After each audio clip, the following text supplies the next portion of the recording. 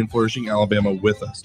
New episodes are released weekly. I hope you'll join us. 2 people are now in police custody regarding a fire that burned down the Walker County Public Defender's office. 19-year-old Joseph Witten and his 42-year-old mother, Amanda Jo Kolarczyk, are facing theft, burglary, and arson charges. The fire occurred on July 5th, taking 12 hours for firefighters to extinguish. I'm Andrea Tice. For more news affecting Alabamians, go to 1819news.com. And while you're there, subscribe to the daily newsletter.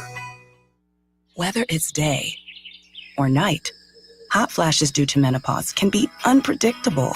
That's why there's Veoza, a prescription treatment proven to reduce the number and severity of hot flashes day and night that can start working in as early as 1 week. Based on clinical studies measuring efficacy at 4 and 12 weeks, individual results may vary. Talk to your healthcare provider about what this may mean for you. For moderate to severe vasomotor symptoms or hot flashes and night sweats due to menopause, Veoza can cause serious side effects, including liver problems. Your doctor will do blood tests before and during treatment. Stop Veoza and call your doctor if you have symptoms of liver problems, such as feeling more tired than usual, decreased appetite, nausea, vomiting, itching, yellowing of the eyes or skin, pale stool, dark urine, or stomach pain. Don't use Veoza if you have cirrhosis, severe kidney problems, kidney failure, or take CYP1A2 inhibitors. Ask your doctor about Veoza. To learn more, call 1-866-239-1637 or go to veoza.com. That's VEOZAH.com.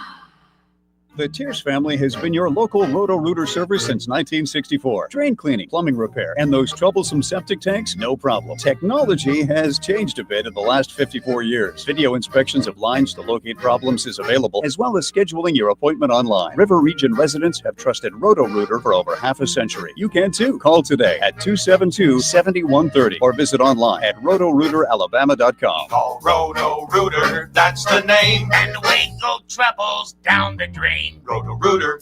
There's nothing that will heat up the summer more than a hot deal from Pizza Perfect. The perfect family fill-up in July is a free order of boneless wings with the purchase of any large pizza. Pizza Perfect is known for their all-you-can-eat buffet that includes pizza as well as spaghetti, breadsticks, salad, dessert, and drink for only $13. The buffet is available Monday through Saturday for lunch and for dinner on Tuesday, Friday, and Saturday. Get a free order of boneless wings with the purchase of any large pizza from Pizza Perfect in Eastbrook.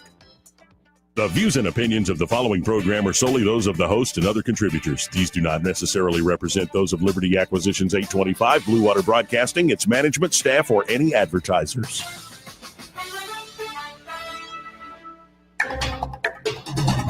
It's time for Montgomery's conversational radio show. It's News and Views on News Talk 93.1 FM. To join the conversation, call 272-9228.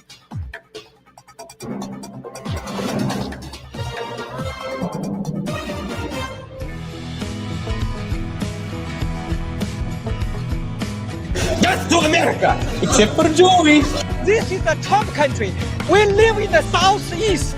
We drink sweet tea. We don't drink socialist Kool-Aid. After damning politicians uphill and down dale for many years as rogues, vagabonds, frauds, and scoundrels, I sometimes suspected, like everyone else, I often expect too much of them. If you get a cough, please leave the room. You are a rude, terrible person. Joey Clark. Welcome into the program. I'm your host, Joey Clark, here on another steamy day out of Montgomery, Alabama. In the studio with me, we have Byron Sheehy. How you doing today, sir? Man, I got clothes on. You got clothes on, so it's a good hot. day. It's hot, man. I'm glad you're wearing a shirt. I was tempted to just come on in here and not even have to put clothes on, but I mean, I'm not that. Don't you have? I've been working at it. Don't you have the built-in sweater vest? So don't you have a? No, I don't. No. Anyway, it's good to be in the air conditioning. So let's run down some of the headlines real quick. Trump says the Fed should lower rates because the stock market and crypto are at all-time highs, saying the country is back. By the way, to talk about Invista Advisors, but as the larger economy and other issues kicking around, Austin Branco will join us at 1 o'clock and probably stay for the hour. Looking forward to having him here in the studio. We can definitely touch on that. Rubio says Russia offers new ideas on Ukraine, while the Trump White House resumes sending some weapons to Ukraine after a short Pentagon pause. Speaking of the Pentagon, they just bought a $400 million stake in rare earth magnet production. Probably a wise move. Yeah. HHS bans illegal immigrants from accessing federal public benefits. Wasn't that fantastic? But it just broke as I was sitting down looking at the news this morning. Federal judge blocks Trump order on birthright citizenship. This is simply a nationwide injunction by another name. Some folks saying, the Supreme Court blew it. They left the door wide open. Jonathan Turley, his first reaction to this was, actually, this is in one of the concurring opinions. This will immediately go to the Supreme Court and be shot down. That's what I read. I believe it was in Barrett's. Yeah, it's essentially they said you could do this class action, but don't abuse it. And, well, they're going to try. But this is over the birthright citizenship. The judges made clear doesn't apply to the parents. It only applies to the unborn child of the pregnant immigrant. But was it somewhere in the summary that, or the conclusion that the federal judges essentially expand their jurisprudence to the entire nation when they act this way, and that's not within the founders' intent?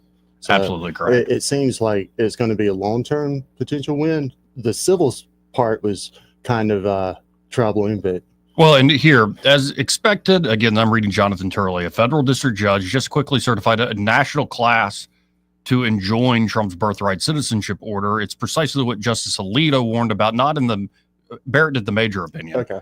Alito also wrote a concurrence, and so this will move back towards the Supreme Court. In his concurrence, Turley writes that Justice Alito warned that the same motivated judges would give the standards for class certification short shrift, and that a hasty application of Rule 23 of the Federal Rules of Civil Procedure can have drastic consequences. Birthright citizenship is scheduled for oral arguments before the court in October. Could force an early indication from the top justices on the merits in a way that the prior injunction decision did not. However, there is also the question of whether Rule 23 has been faithfully applied. I'll leave that to the lawyers to decide. But again, are we shocked at all? Are we shocked whatsoever that they found another way? And this is the system we have. There's always some other way. You're up, you're down. Somebody's got some check and is balancing something, of course, to their own damn dirty self-interest. That's the system we got. My takeaway is 100% the weaponization of the judiciary. I mean, it is apparent. I mean, Clarence Thomas, all that he suffered through over the past few years, I mean, he's, in my mind, he's public enemy number one on the left's front against the attack on the court, and for good, not for good reason, but it's become apparent that that is their tactic, to weaponize the court, get the rulings that they need, and use that to run politically. So here we are. And moving on real quick, because I don't play the game enough, I think, for some of the conservative folks out there, not all y'all, just some of y'all, the game enough of Democrats bad. Don't get me wrong. Like, if you've noticed, I've kind of stopped talking about the Democrats that much because they're sad. They're sad people. In fact, they're so sad they're crying. Seriously, Jasmine Crockett reveals she broke down in tears after Senator Padilla's arrest at that DHS event. I'm supposed to know who that is. Jasmine Crockett. She's the young black woman from Texas, I believe. Okay. Who they've been trying to really, or she's been trying, going on the podcast and like, and she's actually being a good little soldier. She's saying whatever needs to be said. That's how you get the donations and the support, Joe. Right. Exactly. That's exactly it. You say whatever you need to say in order for the party and, yes, the big donors in particular to like you. And then all the other little donors follow suit. They're like, well, the big boys, George Clooney did it. Well, I guess I got to go along with that. But you remember how Senator Padilla tried to just show up unannounced or whatever, and he got arrested and stuff? Yeah, she said she broke down in tears upon seeing that. Bless her heart. And you also have Democrats saying, you know, what we got to do is we got to go out and get shot. I saw that. Yeah, and this is what we expected. It's sort of the game of I'm not touching you in the most obnoxious way possible, to where somebody will finally be like, okay, that's tantamount to touching. Bam, you're arrested. Bam, you need to back up. Stop doing this, or there will be forceful action against you. And that's exactly what they're hoping for, to be like, you know, from Monty Python, the violence inherent in the system. I did like the commentary from some seemingly on the left, but they were like, look, this is all, don't worry about it, because you're talking about a group of people who won't study for school, won't show up to work. So as far as them going out and getting shot, don't worry about it. Of course, the CIA director did send Johnny Radcliffe a criminal referral on John Brennan. I saw that. To Bondi and Patel. And Brennan's an execrable fellow. I'll just believe it when I see it. I feel a little burned by the whole like Durham report and all this. Oh, we're going to get him. And then, of course, everybody else is running with they're following through with Trump's revenge strategy. I was like, well, if John Brennan broke the law, okay, go after him and actually try him. Now, if this court has to be in Washington, D.C., again, good luck with the conviction. This is like when you saw with Durham, they got Kevin Kleinsmith was the low-level lawyer who altered a FISA petition on Carter Page. Essentially switched it around where the CIA knew of Carter Page, had actually been working with Carter Page. Carter Page acted as an informant to the agency when Russians approached him about some deal. So he was acting in good faith.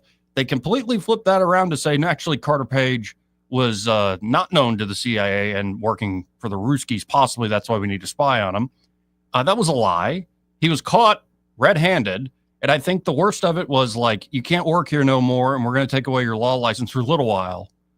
But you'll be good in a few years, man. We'll make you whole. Just go on little revenge tours, kind of just go out of the limelight for a little bit, get on side eye. Right. So, I'll believe the Brennan thing, the Comey thing when I see it. When it actually gets to court, what's the venue? What are the actual charges you got against them? I think if you're trying to, no pun intended, trump up charges, that's a stupid strategy. You better have something on them. But Brennan's reacting to stuff, of course, I think claiming that he's an apolitical person. Who was it that said that political theater is just really bad drama? I mean, like, that's what this feels like. Yeah.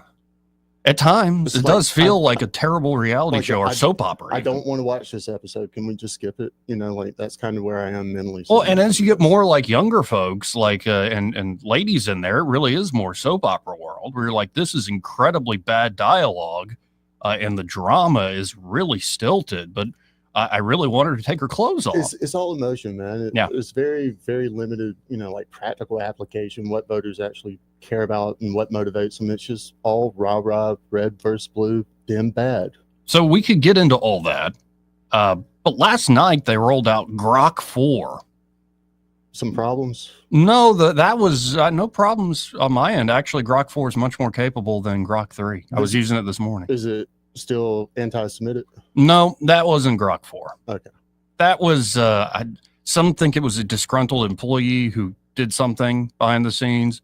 Oh, the whole Mecha Hitler thing? Yeah. I saw the CEO sit down. Grok went a little Kanye West for a second. He went a little yay. And, it was bad. Did you see the CEO step down for X?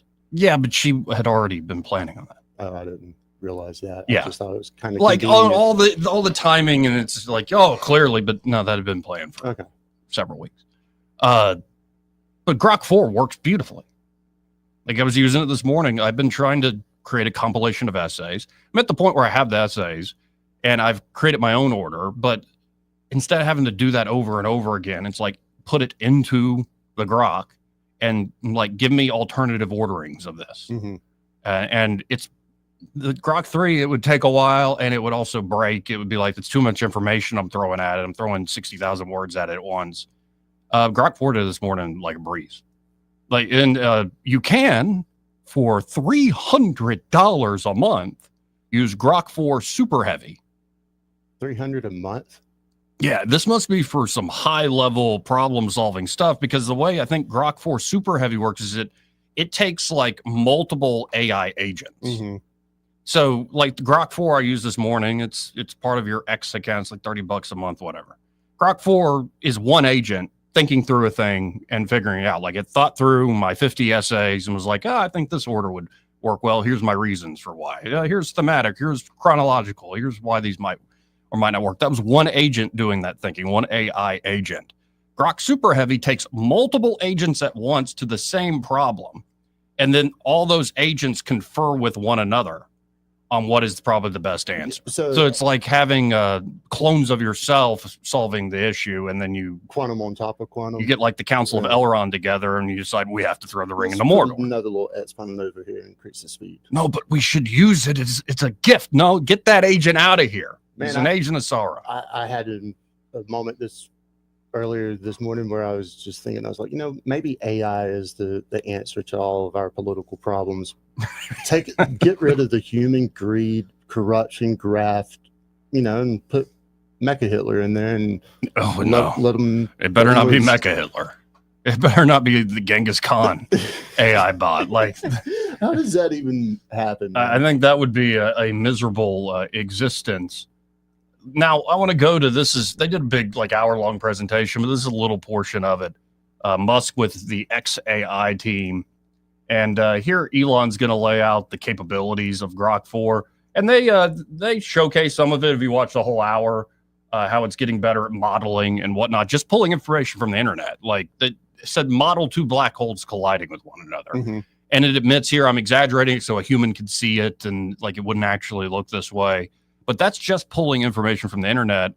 They're saying on more advanced stuff, they can take the literal, say, information and AI they've built for SpaceX and Tesla, plug it into this same thing, and it would be even more accurate. Did it, on the black holes conversion, did it cite Penrose or any of the physicists that have actually kind of... Oh, I didn't look at it that long. Okay. But, I mean, it pulls from the best physics, and it does it pretty freaking quick. And now, it took it about 4.5 minutes to... they had to do another task at the same time of go to Polymarket and figure out who's the most likely to win the World Series. Mm-hmm. And don't just use the Polymarket numbers, come up with your own conclusions based on that and any information you can find. And they're like, yeah, Dodgers by 21%. Tigers. You think Detroit's going to pull it off? Mm-hmm. Interesting. But here's Elon talking about the capability of this in a sort of bottom line way. Grok 4 is postgraduate, PhD level in everything, better than PhD, but most PhDs would fail. So it's better that said, at least with respect to academic questions, I want to just emphasize this point. With respect to academic questions, Grok 4 is better than PhD level in every subject, no exceptions. Now, this doesn't mean that times it may lack common sense, and it has not yet invented new technologies or discovered new physics, but that is just a matter of time. Mm-hmm. I think it may discover new technologies as soon as later this year, and I would be shocked if it has not done so next year. So I would expect Grok to, literally discover new technologies that are actually useful no later than next year and maybe end of this year. And it might discover new physics next year. And within 2 years, I'd say almost certainly. So just let that sink in. That's cool. Well, and you see there in the background above them, the screen says Humanity's Last Exam, the HLE. That is the test that they're giving all these AI models like Gemini and Claude and ChatGPT and all that. And so Humanity's Last Exam, even the smartest human, a brilliant polymath PhD type, can maybe get a 5% score on that test. When they had it do super heavy on the math, it was able to get 100%. And just pass with flying colors, and people are running it through these models. And this is the stuff available to the public. That's what he means by it could start learning or creating new technologies. I don't know if this will actually be applied, but a big technological problem for SpaceX are the reentry, the panels, the heat shield, because you can't have them jutted up too close. You've got to have these particular types of materials so they can flex with the change in temperature. It's a very difficult problem because the space shuttle, remember that, it took them months and months, if not years, to refurbish a lot of the heat shield to this stuff. And so they're trying to get faster at that. It's a big mission of making these rockets reusable. And if you got to rework the heat shield tiles every time you go in and out of atmosphere, especially Mars, you've got a big problem.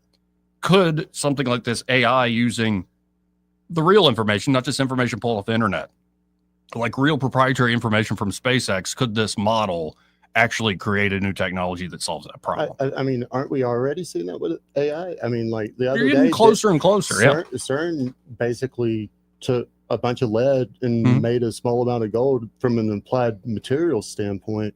I mean, it seems like we are there as far as being able to get. We're at the point where there's still tools that humans are kind of directing in a big way, and that will be less and less the human directing it, and more these things be able to solve the problem on their own. I think it's also a case where we may not know what we already have. If that Oh, makes sure. sense. Yeah. It's sort of like, like how's the water today? The other fish is like, what's water? Yeah. Like you're just so swimming in it that you completely miss the obvious thing right in front of your face. How do you think they would define common sense as Elon described? Like, how do you quantify that? I don't know. If I had to guess, common sense would be something like, it'd be more agent based. It'd be more like you're a person with a body and you have certain needs. I need oxygen, I need water, I need shelter, I need food. And I also have a sense of social cues to navigate my social network along with those basic animal needs. And so common sense, I think, comes from being like an actual being that is, as opposed to just a mind that can process a lot of information. I think that's where the common sense comes in, where you can actually read people, read information to a sort of common sense goal set. Learning game theory and remembering what happened and taking that and utilizing it in the next endeavor. I think that's probably where common sense would go. But it's a lot of fun messing around with this stuff. Cool to see it really ramping up. You have the CEO of NVIDIA, and I'll definitely be bringing this up with Austin Baranko, talking about how building these AI factories is like the U.S. actually getting back into the manufacturing game. Like this is a big effing deal, to quote Joe Biden from many, many years ago when he still had his mind. Like it really is a massive deal. Now the question becomes, where do you put them? How do they? Well, and power generation is a question. I think a lot of these folks, what they want is not to pull from the current grid necessarily. They want to be able to fast track building their own power generation. And we're getting in the magnet game more heavily, it looks like. Oh, the U.S. military certainly is. Yeah. So it's speeding up. And just for my small purposes, I'm not throwing the most complex stuff at it. It's better. 4 is better than 3.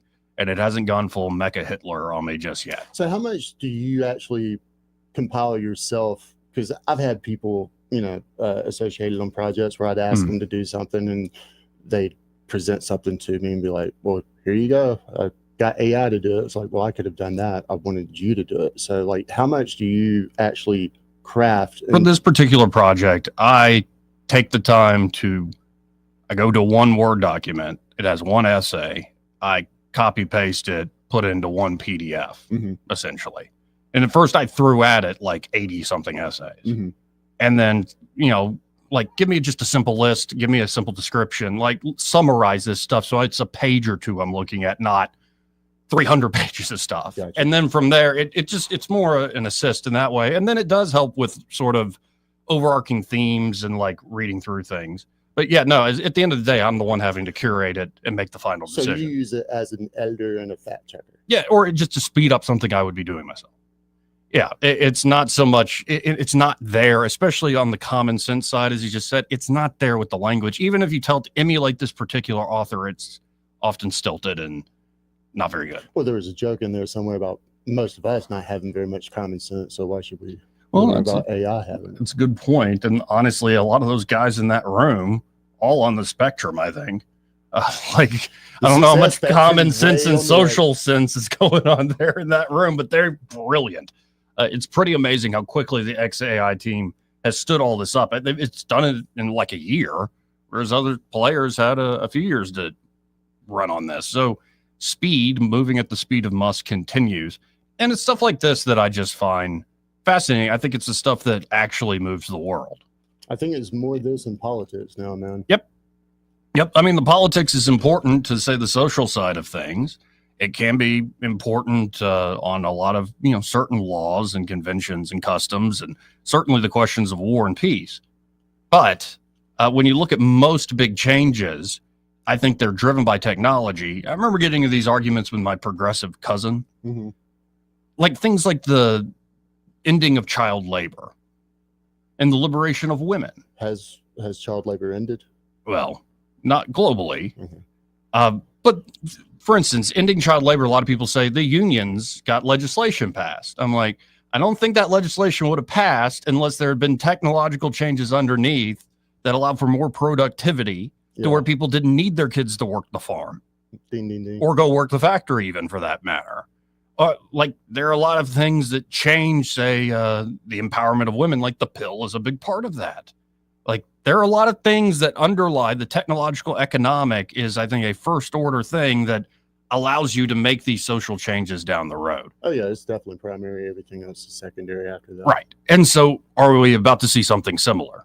In the same way, electricity is created and created as a mass consumption product. Or is it splitting the atom? I mean, and I think this is more like, it's not a particular field. It's like, take everything you know, and now you have a thing that can think faster. Again, more intelligent than any PhD in every field. Pretty impressive stuff. 272-9228 if you want to get in on the conversation, but that was on the top of my mind. That's 334-272-9228. In a second, I want to go to a local story, state story, and especially with all this change going on in the world, I look at this and I go, oh, you dinosaurs. But I'm not a meteor. I'm not an asteroid looking to kill the dinosaurs off. I'm just like, y'all are dinosaurs.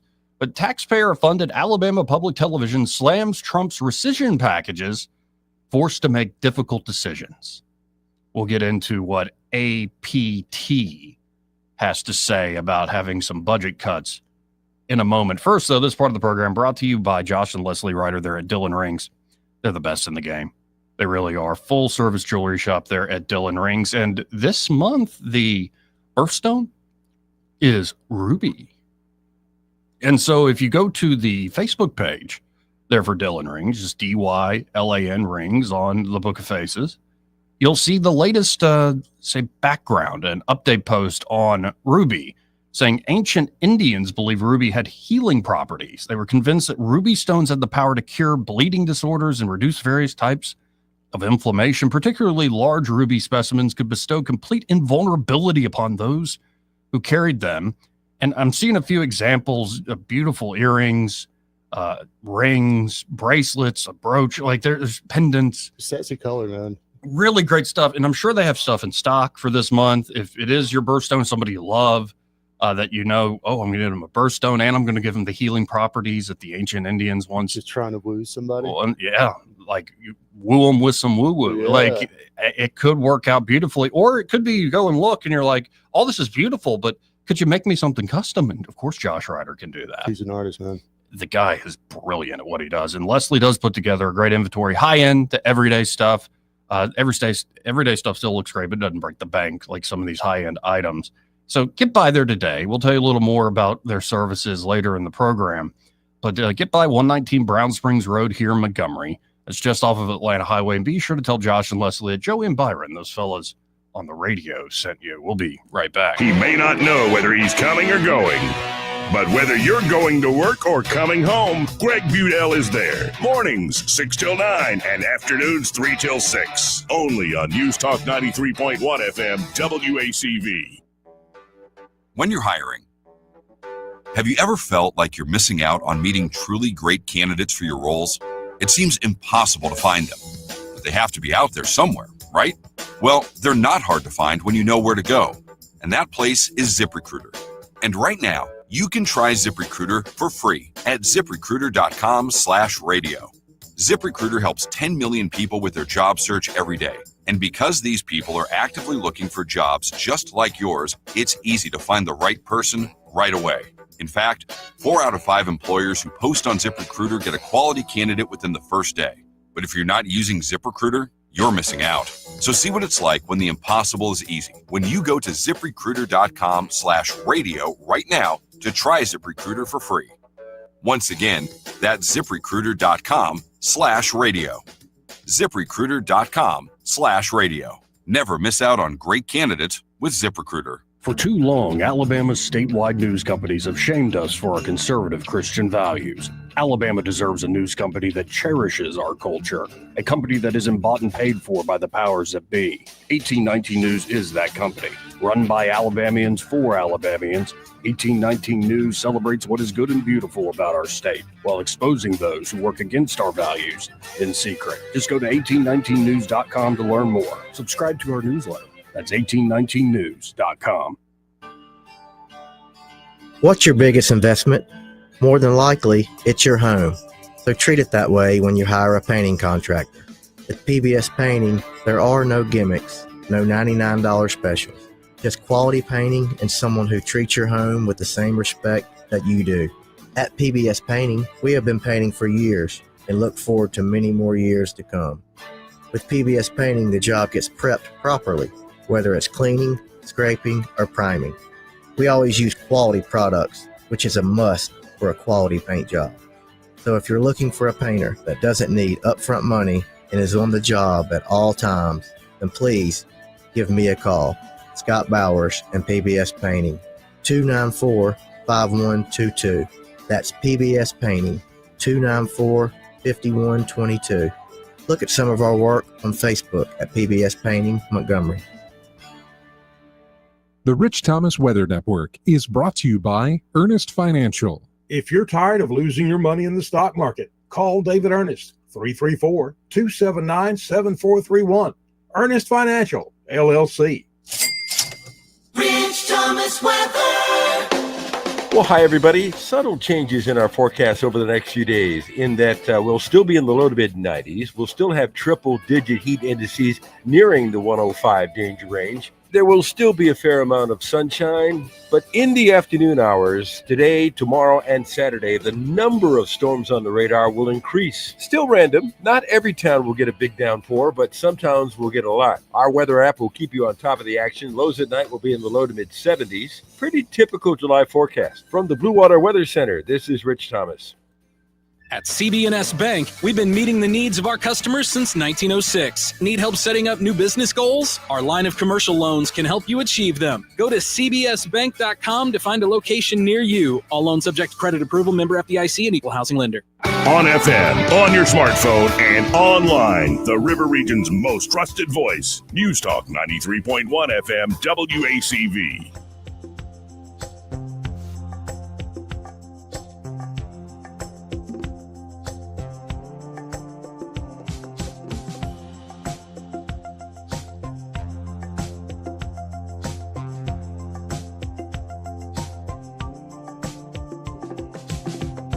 Joey Clark.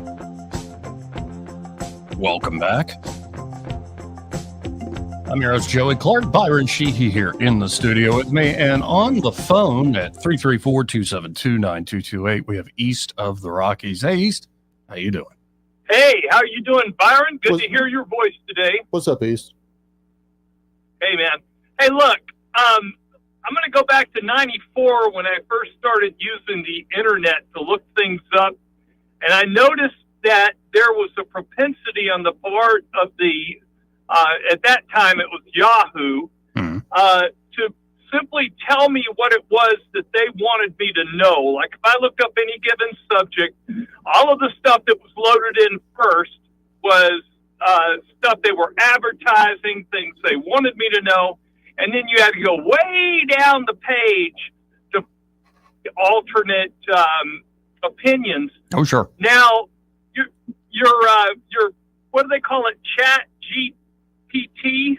Chat GPT is the most popular one, yeah. Right. What, and didn't they have a problem with a mega Hitler? No, that was Elon and AI's Grok. And Grok went off somebody messed with its programming and Grok went like super duper, I'm going to be like the worst thing ever. And certainly did. I mean, Mecha Hitler's pretty bad. Yeah, feeding into all of our fears. Well, here's the thing. Am I right in assuming, and I can see the eye rolls I can hear the eye rolls in my 24-year-old's head right now, but isn't this supercomputing,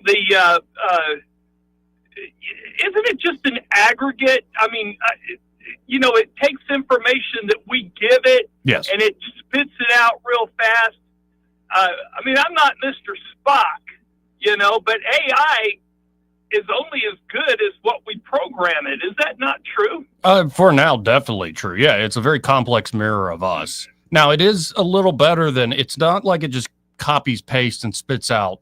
This is the fascinating part of it. It's like if a human being took a bunch of college classes, then you ask that human being to write an essay about what they learned. It wouldn't be a word-for-word regurgitation necessarily, but it would be based on that knowledge set they just pulled from and learned from. And that's how these things produce text, produce answers. And on some things, like it just said, got a perfect score on one of the hardest math tests ever created. So it's very, very capable in that regard. Have we gotten to a point where it's been able to decipher, decode some of the hieroglyphics that are still kind of unknown? I know that was one I of the haven't things seen that that. they were kind of using as a benchmark. I've seen scrolls that were burned up and still rolled and petrified rolled that we're able to essentially unroll them with AI techniques. But to your point, East, I think, a lot of these things that Grok recently did that went haywire were based on responses to very awful questions from people. Oh, yeah. So, and I think, too, that any human enterprise is susceptible to graffiti, for lack of Sure. a better word. Yes. I've seen where people have changed wiki and, some of the stuff like that and have put ridiculous things in there. And so it's the old adage, hey, it's got to be true. It's on the internet. That is not dependable. Oh, not at all. I mean, I long for the days of Ask Jeeves. Maybe they'll come up with a AI bot called Jeeves. Yeah, I had that. But, Joey, the grocery stores used to be the repository for all of the goofy, Bat Boy Lives and UFO abductions and things like that. And I've noticed fewer and fewer of those magazines, but a lot of it has popped up on our internet feeds. Oh, of course. And it really is tiresome. Oh, it is. And there's a very real, talking about the AI being a reflection of what people put in and put on the internet. There is, and we've been talking about on the show, a massive anti-Semitism problem out there on the web. And some of the problem is people conflate criticism of foreign policy of foreign nations as that's clearly anti-Semitism there. But I mean, I'm talking over the top neo-Nazi, sympathy for Hitler sort of crap. Hell, where you saw with Kanye West. And, it's at this point, it's like, man, that's a really long-winded stunt you're pulling there, yay. So I'm not surprised to see this come up when you're right. Your point is very valid. What you feed it is what it's often going to give you back. There you go. Garbage in, garbage out. But you know what? If I do have any questions about AI, I'll go to Red Top and find out about it. So, appreciate it, East. You guys have a great afternoon. Be safe, man. 272-9228. Let's go to line 2. You're on there. Who's this?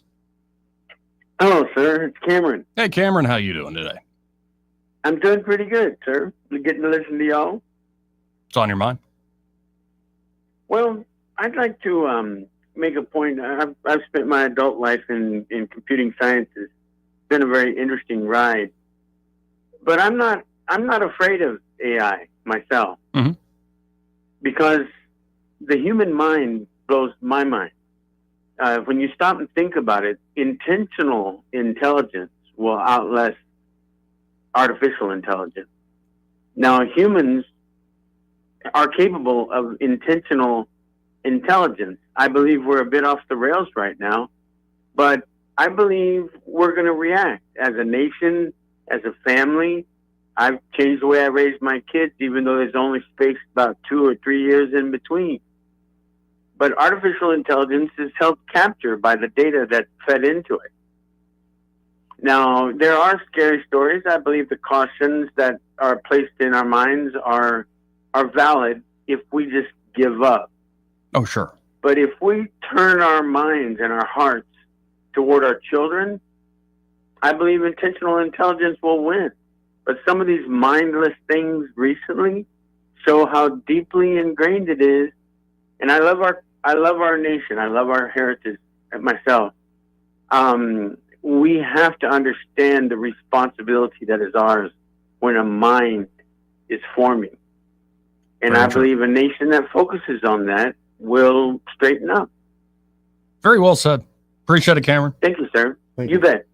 272-9228. That's 334-272-9228. This part of the program brought to you, brother, by Montgomery Men's Health. And they're at Montgomery Men's Health. Well, they're ready to help you fellas out. Now, how do I mean? Well, I mean that there are a lot of dudes walking around. They feel tired. They feel sluggish. They don't feel like themselves. They're haunted by their former younger selves. And they just assume, it's part of aging. No. I mean, a little something's going to happen when you're aging. Why are you looking at me, man? But no, I'm because you're in the room. I feel. But here's the thing. It doesn't have to be that way. It's not just you're getting older. Low energy and other performance issues aren't inevitable, and solutions do exist. And they're at Montgomery Men's Health, just real science and effective treatments, no guesswork, no gimmicks. It's a lot better than these generic online pills. Why not get a customized, personalized treatment plan from the urologists and providers there at Montgomery Men's Health? They'll create tailored solutions specifically to your body and goals. And it's beyond just low T issues, beyond just testosterone. They have ED treatments and other options men don't even know exist. And it's very affordable, very accessible. Consultation, including blood work, is just $99 with results before you leave. And in fact, they have treatments that'll make you feel better the very same day if you choose those treatments. So you got to act now, folks. You got one life. Procrastination's only going to make this worse. And by the way, it's not just guys getting into their 40s, 50s, and 60s. There are a lot of guys walking around in their 20s or 30s thinking, like, why am I so sluggish and tired all the time, too? Well, it could very well be low T, but you got to get by Montgomery Men's Health to find out. You can call them to make an appointment at 440-3663. Again, that's 440-3663. Or visit MontgomeryMen'sHealth.com to book your appointment today. Let's go to line 1. You're on there. Who's this? Hey, this is Sam calling from Pike County. Hey, Sam. Good afternoon. How you doing? Yeah. I just want to throw this out there, something else to consider. Here, just a couple weeks ago, I went by the VA and got me a brand new hearing aid. Only needed one, a left ear. Last year, Medicaid. I lost about half my hearing in one ear. Okay. But the point of this, VA didn't skimp. I've got the latest. They said the flagship model from Cigna. And, it's Bluetooth compatible. You can change programming and whatnot. It works great. It really does. It fills in a hole that it really shows up when I use over-the-ear headphones. Yeah. You can really, the high end I lost. But it also it comes included, the instructions. They love some sort of AI. And that's what it says it's not a straight amplifier. The sound is processed by a couple of chips, and one to clean up the human voice, and the other, they said, is to reduce background noise. Mm-hmm. And I gotta admit, works pretty. It's pretty handy. But I thought that was pretty good because it's all in the brochure about the AI. It reminded me of the Internet of Things. How we heard about the Internet of Things is coming. I see the AI thing. Just that little everything's gonna have that little. It's been introduced for years. Just what we're talking about with Grok and ChatGPT and these others is you're just seeing the in particular large language models and the building of a mind right before our eyes, and it's right before our eyes. Pretty incredible. Where something like you're talking about is brilliant as well, but it's streamlined to that particular purpose and that alone. If you could have something that's generalized that can understand all that stuff, that's a whole other game. But it's been here. It's growing by the day. I've seen it in just the last few years. It's pretty incredible. No, I'm glad you've introduced it on the show. I was telling Sky this morning that that's one of the things that I've seen. The AI, how it can be led. That's what I'm trying to get to. All this hype that was made over the Mecha. Godzilla. No, Mecha. Dang it, Hitler. Mecha Hitler. Mecha Hitler. Yeah. I played Doom. I had a freebie copy of 19-something, 99. Anyways, of Wolfenstein. Wolfenstein. Yeah, I don't think I really ever booted it up. and dogs. I used to play. I would, as a young kid, and the grandfather I'm living with now, and we often reminisce about this memory. I think we first really bonded. Like, he showed me how to play basketball and baseball and sports stuff when I was real little. Would read to me and stuff. Like, he was a great grandfather. But we have my oldest memory with him is sitting on his lap in his computer room.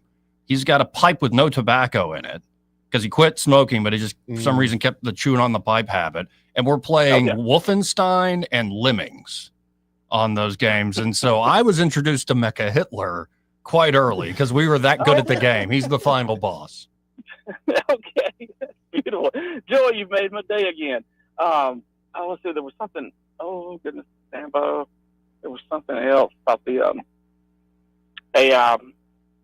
Anyways, well, the topic ain't going away. So if you think of it, topic, there you go, man. It's here, it's with us, and this is just the beginning of it. But I'm gonna try to use it to the best. Oh, I like the AI Bigfoot. That's my latest YouTube thing. AI Bigfoot. AI Bigfoot. It's been going on a couple of weeks. There's several different guys. For some reason, it popped up. And Bigfoot Adventures. Yeah. There's one where he goes Jamaican. Reminds me of Eddie. I've seen these where it's the AI produced videos and it's Bigfoot just having fun in places. Using their tools for all the right reasons. It's just mindless, goofy fun. It helps. It does help. Thanks for the show, y'all. Let me go. Have you seen the ones where it's like the American colonists, revolutionists, and they're like doing the vlogging? Yeah. And it's like, No cap, Paul Revere is like, no cap, I'm dead ass. Yeah. The British are coming. I got to bust a move and yell out. They're silly.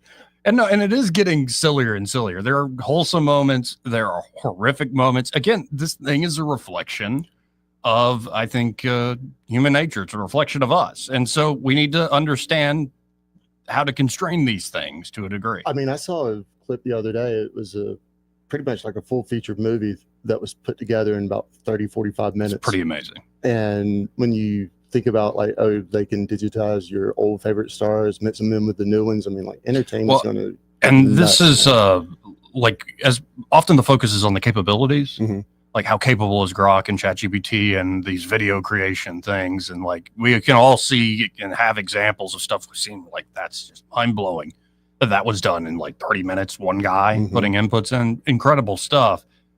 But you think the other step ahead of how does this affect the economy? And that's where we're going to shift the conversation going forward here. Well, did you see where Denmark gave their citizens copyright protections to their face, voices, and everything to make sure that, if there was any sort of deep fake that they were targeted with, that there would be some sort of recourse?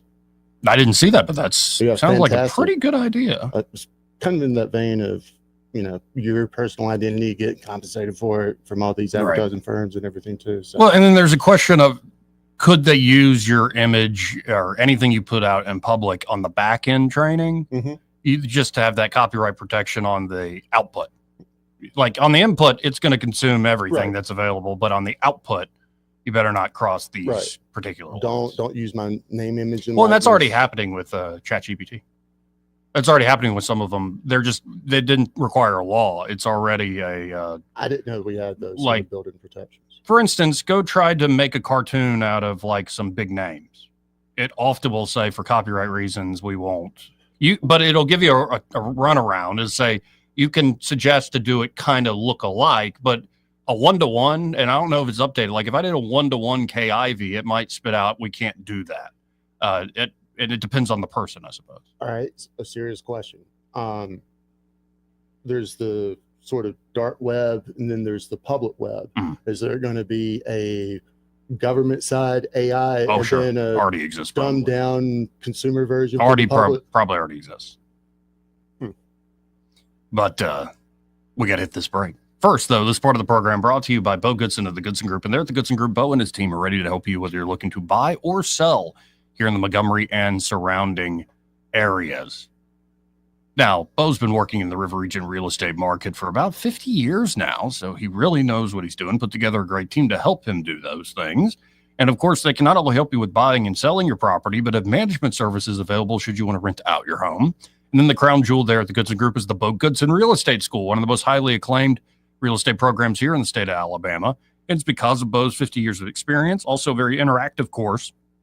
It's really just a fantastic way to become a more knowledgeable private player. Maybe you want to learn to manage property yourself, or you're looking to be a licensed real estate agent. It's a great way to study up for that test.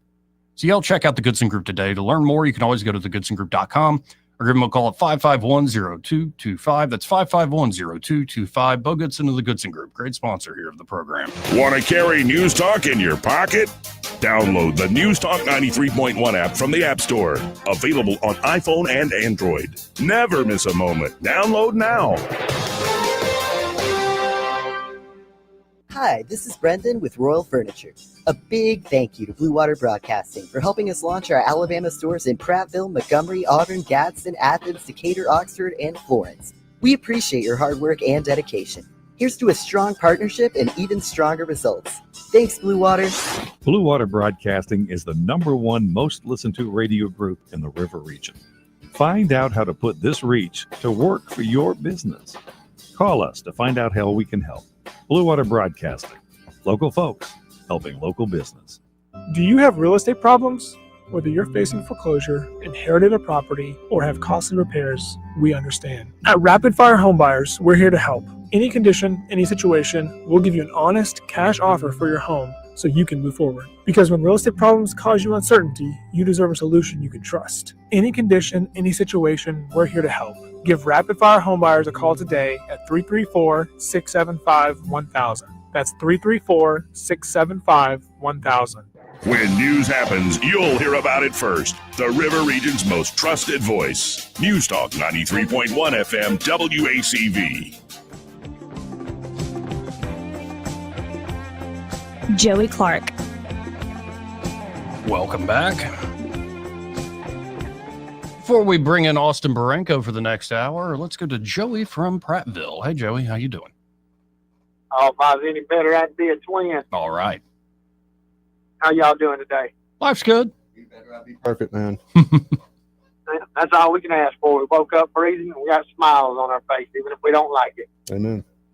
All right. Let me get back to this. Past few days, there's just been talk, not only on your radio show, but on the one before you, and I've heard Greg, and I've been out of town. You know, I travel the state working. Mm-hmm. I've been out of town and listened to other conservative radio stations up around Birmingham. Everybody seems to be on this big AI and the recent actions of AI. You know, like when you talk about the mecha Hitlers, stuff like that. Yeah. Everybody's trying to find out, why is AI doing this? Why? AI cannot do a single thing unless it is told. Nothing. It is a computer. It is a piece of plastic, copper, zinc, gold. I mean, it's Correct. material. Correct. It is not a living organism. Now, let's go back to during the debate with cackling Kamala, and Donald Trump. Do you remember when she gave she was speaking to 3-year-olds, the big AI speech? Yeah. Oh, where yeah. she was trying to describe to everybody like a third grader what AI was. You remember that interview? Oh, of course. Do you remember about 3 to 4 minutes in that interview, she literally, it comes out of her mouth, we have to teach it the correct things to do. Yeah. She literally said it. Yep. You know? So if it's doing this now, it was trained, it was told, it was taught. It didn't just come up with this like, oh, I have an epiphany this morning. Right. That didn't happen. That didn't happen. And I don't understand why people seem so confused. Well, and for instance, and I agree with you completely, 100%. And the actual, there's Grok that'll answer you on X on the website itself. You can at Grok and be like, hey, what, and it'll give a response. And that's what a lot of people are doing that came up with all the crazy stuff. But when I use the Grok app on my phone, when it's just me, you can tell it to be however you wanted it to be. And it will do the crazy stuff, or it'll be I'm like, hey, just keep it concise, keep it straightforward, and it'll do that. So even on the front end, I'm not even dealing on the back end parameters and training and stuff that all the people working on this put in, to your point. Even on the front end, it's designed to essentially do what you want it to for the most part. The sweet spot becomes, okay, how much play in the joints are we going to give this thing? Can it recommend the worst thing possible? But in this world, you can go on the search engine and find how to, make bombs and do all sorts of stuff out there. I'm not suggesting you go do that, but there's all this information's there. It's just being distilled down very quickly for folks with this tech. Yeah, I agree 100%. I mean, but Sky Mosley actually had a really good comment because of AI can't do anything it's not told. He mentioned that you ought to take all these different liberal thoughts and opinions and crash them all into the AI, and because they all contradict one another, I mean, literally from one day to the next, that it would likely crash it because it would not know what answer was correct. But I was just wondering how many people have forgotten when Kamala literally told us we have to teach it what to tell you. Right. As soon as I heard those words come out of her mouth, I knew it was a leftist tool. Well, it can be. What Musk is trying to do is make it like the basic principle is maximum truth seeking, think from first principles, especially emphasis on math and physics. On the social standards we have, what words you shouldn't use, what taboos and stuff. I think that's going to depend on the actual model. I'm sure there'll be some woke one that'll never, ever do anything that breaks with the church of the woke. Then there'll be others that are a little more or just more like a robot. It's not very, over the top at all. And then there'll be others that are probably a little spicy. I think that's the way to go. Don't let the government decide that, for instance. I agree 100%. But if you're going to put like Elon wants to try to get it more down to a fundamental basis, well, he better not let it take in any information after the late 40s. Fast, yeah. You're on to something. I got to run, Joey. That's a great way to end this. Thank you, sir. Man, yeah, he's got a point. Good. How about this? We got to hit the stop there. Break first. This part of the program brought to you by James Cole and Cole Plumbing, and they're at Cole Plumbing. James and the team are ready to help you with any and all of your plumbing needs. Could be a basic issue like the drain is clogged. The toilet is just always running and too low. Yeah, or the drip of that sink. Oh, that's just got to be. And you got to go to the bathroom all the time. It keeps you up at night, too. It does, right. Well, they can fix all sorts of stuff like that. Or maybe you want to upgrade to like a tankless water heater system, a nicer toilet. Maybe you're getting up there in age. You want to add new accessories to make things more accessible for you as, the hips don't work as well, knees don't work as well. Maybe it's time for a new garbage disposal. Or it could be you got a big old problem like a gas line leak. It's like, did you pass gas? Nope, that's not me. It's they put that in there so you notice it. We need to call up Cole Plumbing, honey, because they can fix those gas line leaks. And of course, you have a major water leak inside or outside your home. They can solve that problem with precision, expertise, with that proprietary pipelining technology unique there to Cole Plumbing. And that means they're not going to tear up a bunch of drywall, dig up a huge hole in your yard. They can do it again with precision, expertise, with minimal discomfort to you in your home. So y'all call up Cole Plumbing today or just save their number in case of an issue. 279-8919. That's 279-8919. And just remember, folks, when you have trouble with your bowl, call on Cole. We'll be right back. Broadcasting from the Riverside Chevrolet Master Control Center, this is WACV Cusana, News Talk 93.1 FM. When it's Chevy, it's Riverside. With SRN News, I'm John Scott. Search crews and volunteers in Central Texas continuing to scour miles along the Guadalupe River for the people still missing after catastrophic flooding. 120 people have died, or over 160 are still missing. The LA Fire Department says 31 construction workers are safely out of an industrial tunnel that partially collapsed Wednesday evening. The workers were as much as 6 miles inside from the only entrance and 400 feet underground. U.S. applications for unemployment benefits fell last week. The Labor Department reporting that jobless claims for the week ending July 5th fell by 5,000 to 227,000. On Wall Street, the Dow had 266 points. The NASDAQ Composite up 13. This is SRN News. Charlie Kirk here. I've been thinking, why does it feel like losing weight is harder than ever before? Mixed messages, fad diets, and quick fix solutions. Many people are left stuck and exhausted trying to fight a battle they can't seem to win. If you feel this way, you're not alone. I used to feel that way too. But let me tell you, it's not your fault. Your body is working against you, and delaying action only makes it harder. I took a step 2 years ago and called PhD Weight Loss and Nutrition and lost 40 pounds. I feel great and have kept it off.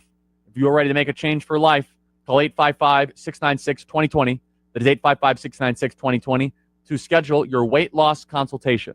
The first 11 callers who mention healthy will get 2 free weeks added to their weight loss package.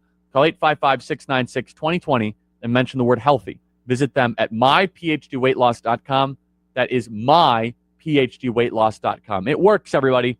Check it out at myphdweightloss. Rich Thomas weather, a service of Wiley Sanders Truck Lines, where over-the-road dump truck drivers are needed right now. Home twice a week and every weekend, must leave early on Sunday with Blue Cross Blue Shield. Call them now at 855-777-9785. Rich Thomas weather. Well, hi, everybody. Subtle changes in our forecast over the next few days in that we'll still be in the low to mid-90s. We'll still have triple-digit heat indices nearing the 105 danger range. There will still be a fair amount of sunshine, but in the afternoon hours, today, tomorrow, and Saturday, the number of storms on the radar will increase. Still random. Not every town will get a big downpour, but some towns will get a lot. Our weather app will keep you on top of the action. Lows at night will be in the low to mid-70s. Pretty typical July forecast. From the Blue Water Weather Center, this is Rich Thomas. Hey, this is Jody Pangle with Peaches and Clean Powerful Carpet Cleaning. Have you been putting off your home carpet cleaning for a while? Give us a call at Peaches and Clean so we can bring your carpeting back to life. Check us out online at peachesandclean.com. There's no clean like Peaches and Clean. From the Blue Water Broadcasting News Center, these are today's top stories. 2 brothers have been charged in a Montgomery shooting that left a woman critically injured. The shooting happened Tuesday at the Paddock Club apartment complex just off Bell Road, where 22-year-old Rodchavius Jackson and 25-year-old Jordan Harrison were engaged in a running gunfight. Several errant shots hit the female victim in the back, arm, and face. A Tallahassee man is charged with attempted murder after a male victim was beaten and stabbed. Court records state 33-year-old Kevin Rodas used his girlfriend to unknowingly lure the victim to her East Patton Street home, where Rodas attacked him with a bat and stabbed him in the head and face. The victim was flown to Baptist South Hospital in critical condition. Governor Kay Ivey has ordered flags across the state to be flown at half-staff to honor those who have lost their lives in the deadly Texas floods this week. The governor gave the order in solidarity with Texas Governor Greg Abbott. Both governors have ordered their state flags to remain lowered until Monday, July 14th. From the Blue Water Broadcasting News Center, I'm Sky Mosley. This hour of news and views is brought to you by our good friends at Alabama Home Mortgage. Alabama Home Mortgage, 567-4223. Visit them on the web at myalabamahomemortgage.com. NMLS number 1586368, an equal housing lender. When you need a new door or window replaced, you want it done right. Someone who delivers expert craftsmanship every time. Experience is a must. Listen, Davis Door and Sash. They can show you new doors and windows that can help you lower your utility bills and boost energy efficiency. Davis Door and Sash, Alabama.com or call 334-288-6010. Davis Door and Sash, the perfect fit for your home. They curl up at our feet. They greet us like heroes. Pets aren't just animals. They're family. But right now, so many in our local shelters are still waiting for someone to call their own. That's why we're teaming up with River Region Humane Societies for our annual Paw It Forward Pet Drive. And we need your help. Starting next week, help us stuff the Sprinter van with food, toys, blankets, and badly needed supplies at any of our 6 sponsor locations. Together, we can give these animals the comfort they need while they wait for the love they deserve. To find out how you can help, Visit newstalk931.com. The views and opinions of the following program are solely those of the host and other contributors. These do not necessarily represent those of Liberty Acquisitions 825, Blue Water Broadcasting, its management, staff, or any advertisers.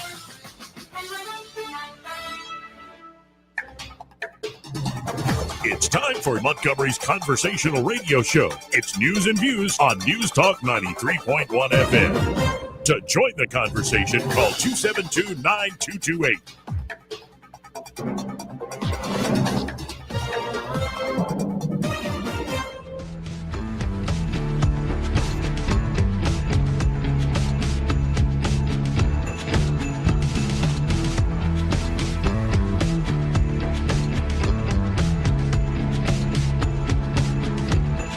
Joey Clark.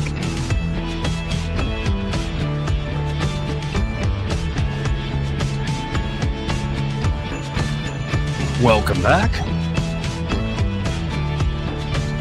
And I'm your host, Joey Clark. Byron Sheehy's still here in the studio, and we have a third now joining us. Eddie has a day off again, but I'm looking forward to this. Austin Branco with Invista Advisors in the studio with us. How you doing today? Having a great day, Joey. How are y'all? Life is good. We were, as we're telling you off air, kicking around the whole AI thing. I was messing around with the new Grok last night and this morning, and it is better.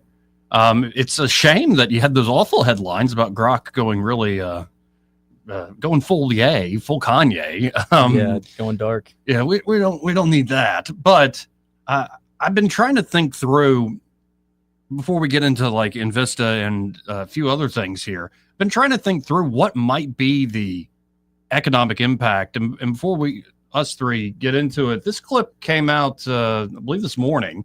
Of all places, I guess Joe and Mika are tired of bashing Trump. This is the CEO of NVIDIA explaining to these two bobbleheads, here are the stakes of the AI revolution. One of the things that we need more than anything right now is we need to celebrate skill craft workers.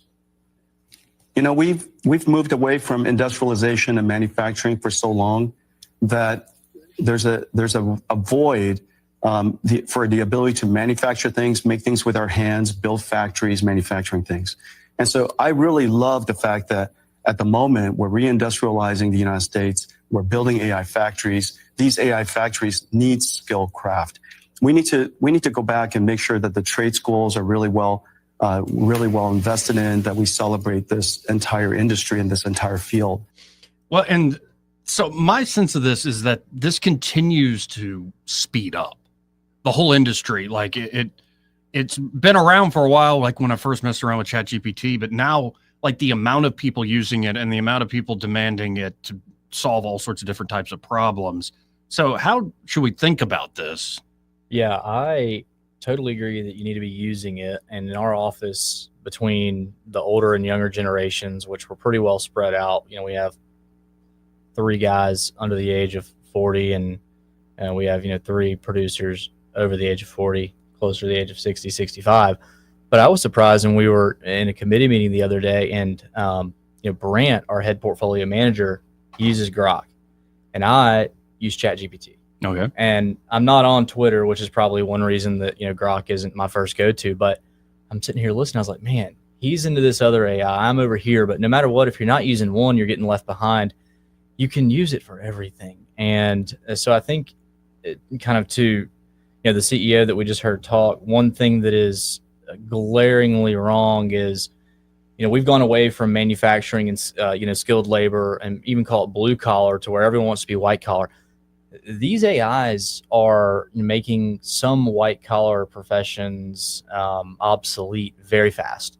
And so you need to be able to recognize that heading into the next generation of skilled labor, that it doesn't need to be aimed at all white collar and service. It needs to be aimed at, blue collar, and, who's going to continue to produce the hardware for this. We've been outsourcing this to, China, India, where they have a labor force that's still, more affordable. I don't know how you tackle that problem in our country. I mean, we're at a place now where labor is so expensive. We work with a ton of small companies, and by far the most difficult part of, maintaining a profitable company is hiring and retaining skilled labor. And so I don't know the answer to the question of how you solve that problem, Sure. But identifying it is certainly the first step. Oh yeah, and I'm just thinking through the power demands, like the spin-off effects, and this is, I guess, a classic thing of creative destruction in economics, that you do destroy.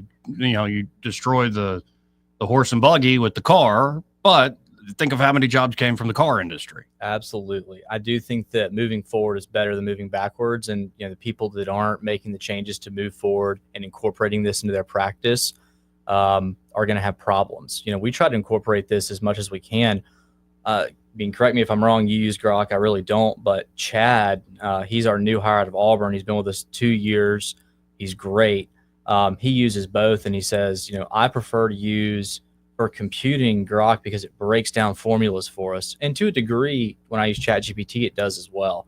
I'll plug in sometimes for clients that are trying to get, mortgages or figure out a best way to finance a vehicle or just any type of calculation that I would normally, run into a calculator. You just type it into ChatGPT and it spits out a formula. So I know those formulas are there, but on the Grok side, it sounds like they've got a little bit better breakdown of the process and the thinking, which I think is pretty neat. Because you can identify, all right, well, it interpreted my input wrong, and here's what I can go in and change. But yes, if you're not moving forward with this, then by the time that you do decide to engage, you've missed the first few iterations of how it works. And I think one of the benefits of having used this for, not as long as many, but longer than some, is my prompts are getting better. I'm getting to answers quicker. I'm scared that some people will not take the time to validate and proof the answers. That could lead to kind of what's the word I'm looking for, like a breakdown of just quality in general. Yeah, quality breakdown is what I'm getting at. And so, we'll see. But that's maybe one area where you can't replace a human is, hey, right, you're the final check and balance of, is this a quality answer or not? And if you're spewing this without fact checking it in other areas, that's on you. So there will be some industries and jobs that become obsolete, but I don't think you can ever replace a human. And so we'll see where it goes. Yeah, and it should be interesting to see all the spin-off effects, and hopefully it will go to more the guy who's working on, say, the HVAC of that big computer battery, and like the trades jobs that take skill, as opposed to like somebody who's making a bunch of money to, well, I don't know. There's a lot of folks who do jobs that aren't exactly glamorous, pushing paper, but you could probably have an AI robot do that. You definitely can. And I think that you can eventually have, robot miners as well. I think you talk about the energy, and the impact in energy is unique because, the way that we create energy for the most part is non-renewable. Sure, we have lots of renewable sources that we're trying to push out, but, I think back to that, it's not Yellowstone, Landman, that Landman episode where he's talking about, all right, do you know how much, energy it takes to make this, wind turbine? Yeah. It'll never, replace its carbon footprint in its whole lifetime. And I think back to, hey, we have forms of clean energy that we're, learning how to produce, but to produce them requires fossil fuels, and the amount of energy that it takes to push the AI movement forward requires so much energy and raw materials that, are we kind of pillaging the Earth's resources in such a short amount of time that we're going to, outlive the ability to create this amount of energy? I don't know. I think human ingenuity is pretty good, and we'll, be able to find a solution. I like to not think on the dark side of, right, we're going to be in a dystopia quicker than, our children's lives are over. But I think that's a problem that has to be solved, is the energy problem. And that is something that certainly has an impact on economics. And again, folks, we're talking with Austin Barenka with Invista Advisors. And before we get into other stuff being kicked around in the news, especially the Jerome Powell, Donald Trump saga continues, the latest on some of the trade stuff. But let's talk about Invista a little bit for folks who haven't heard us on the phone. Y'all really can give, I'd say, an all of the above approach. Obviously, it could be managing somebody's portfolio, but it could be like you just said, somebody has a small business, they want a little help in running that thing. Yeah. We get such short segments on the phone. I was trying to think of a few stories to tell today that can paint the picture of the variety of offerings that we have, but I can't think of a better story than this morning. We were downtown with the League of Municipalities this morning at their quarterly board meeting, and we have aligned ourselves with a company that is a It's basically 3 companies throughout the country. You got one out of LA, one out of Pennsylvania, and then the other out of DC. And they are coming together to create a credit card processing system for municipalities that give back to each municipality. So you think about and go, you pay a speeding ticket and you have to pay a $3 processing fee to pay your ticket. Well, where does that money go? Right now it goes in the pocket of whoever owns the processor. And this group that we've aligned with is a third of the group is a philanthropy group, and they give back 50% to the municipality in which the fines are paid. So you think about the impact in a small town where, that $3 goes out the door, how many tickets are paid, how many different, interactions like that send money out of that small ecosystem or economy into the pockets of someone who's probably, in an LA or a New York or a Miami. And so, that company giving back is cool. And how do we come across these types of people and then advocate for them in our local community? We've just built a Rolodex of clients over a long period of time that have these ideas and come to us. And, 9 times out of 10, it's not something that we're worth, that we think is worth pursuing, but every now and then it is. And so, if you're a large business or a small business owner and looking to expand or sell or merge or find a strategic solution to a problem, we like to come alongside and think of that problem with you. And that's one of the areas that's really exciting to me, but I am not heading up that department. It's fun because I can be involved and see it. And that's an offering we have. Just like I'm not involved as much in our insurance, process. I know enough to be dangerous. I'm not involved in our accounting process, but I know enough to be dangerous. Me overseeing the brokerage side of the business is my primary role. And I've been doing it the longest, aside from Brant in our company, who's our founder. Excuse me. But we have so many different parts. So I'd say, consulting and business acquisition and mergers, that's going to be Mike's, bread and butter. And he's been doing it for 40 years. And then you've got, Darren Kreitz is running our insurance agency. He's been in that space for 30 to 40 years. We have a couple of accountants on staff. And even though we partner with some local accounting firms to do, call it business valuations or taxes, or audits, things like this, at least having some CPAs in the office so that we, hey, I can pop over to the office next to me. Hey, what's the answer to this question? Rather than having to send them over to someone who's billing them hourly. That's pretty nice. But what I like to focus on with clients is, what is your problem? And let me find a solution. And if it's not a solution that requires investment, which many times it doesn't, I guarantee a consultant or an accountant or someone in the world of insurance will solve this problem for you. And then the last tenet that I have not mentioned yet is our benefit space. So if you own a company and you're trying to retain talent and you need, 401k or profit sharing plan or some type of benefits package to retain employees, we are very, very competitive in that space. I would say arguably one of the top competitors in the state for that. Jim Perry heads up that department. Jim is actually not feeling well now. We're hoping he gets better, keeping him in our prayers. But in the meantime, he has a team underneath him that's very capable of continuing that. And that's a large portion of our business as well. So, I mean, I don't know what we don't do in the space of finance. We do a lot. Now, and focusing on you, for folks who don't know, how old are you, give or take? 34. 34. And so, I knew you from Catholic, from Montgomery Catholic here, folks. But, you've gone off, and I'm wondering, what's the story of how, okay, you're back here in Montgomery, you're working with Brant there over the brokerage desk. You're running that desk. Yeah. So Brant has moved completely out of the brokerage side, and he is kind of on the advisory side is what we call it. Okay. But my background is, I actually used to play Little League football for Brant. He was my coach. Okay. And he and my dad have known each other for quite a while. And I'm actually friends with his kid, Brant's kids too. But when I left high school, went to the University of Alabama, studied finance, and specialized in insurance and risk management. So I was telling some of the guys this morning, it's, I think, more rare to see people that use their degree. And I came straight out into the brokerage firm that I'm still with. So we clear all of our transactions through LPL. And they have 3 headquarters, Charlotte, Boston, and San Diego. I have been to all of them at one time or another in my career, but I lived in Charlotte for a couple of years. I lived in San Diego for a couple of years. I have contacts in our back office, and it's vital for me running the brokerage here in town now. For example, we had some issues come up last week, and I don't have to, wait on a 10-minute hold to get through a phone tree to talk to a human being. I call a buddy of mine who I, used to have drinks with after work a couple of years ago and say, hey, I got this issue. Can you help me solve it? And so the background, to get to where I am, I think is important. But the reason I'm here is because my family's here. Yeah. I could do what I do anywhere else in the world, but my dad and mom and I are very close. My brother Scott works in our office. He came on as our CFO in January, which is really exciting.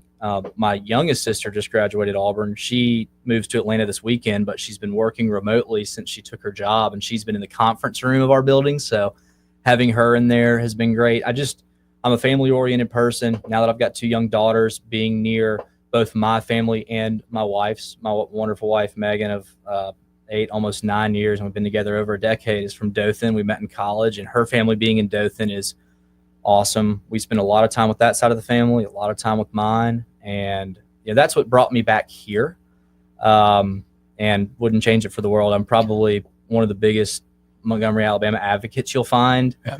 I love it here, and I know we get a lot of flack, and I've heard Zemansky on your show make this comment, and I want to echo it, which is, if you could just say one nice thing about Montgomery for everything bad that people say, this would be a better place. And there's a lot of nice things about it. Oh, it is. It's quieter. Yep. I'll give it that. And you can actually get places on time. But I mean, the expertise, the experience really matters. As you just said, you could be doing this job anywhere. I think that decision to put family first should speak volumes to folks out there thinking about working with y'all. I think there is an extra aspect. I know that's not necessarily the numbers and not the contacts list and all these other things you mentioned, which is all fantastic. But that last part there, well, to me, that makes a huge difference. Yeah, and to bring it back to the AI, hey, maybe my job will be obsolete in a few years from a numbers perspective, but the relationship side will never be obsolete. You can't have a human soul-to-soul interaction with AI at this point in AI's progression. Yeah. And so, I like to think that just like when there's an area of expertise that I don't have, I will go to a human being to confide in and say, what would you do? You're wiser than me. You've seen a lot of this. And I think we bring value there, and very family-oriented. I could lose count of how many families we have, 3 generations of money we manage for all of them, the grandparents, the parents, and the children, just right now. And, what's really neat is when we do annual reviews with whole family units, people talk about generational wealth all the time, and many people strive to achieve it. But what does it actually look like in practice if you've never been involved in it? It is teaching your children and grandchildren how to, number one, earn, but even more importantly, save. There are so many people that I see that earn a ton of money and spend more than they make and end up in debt.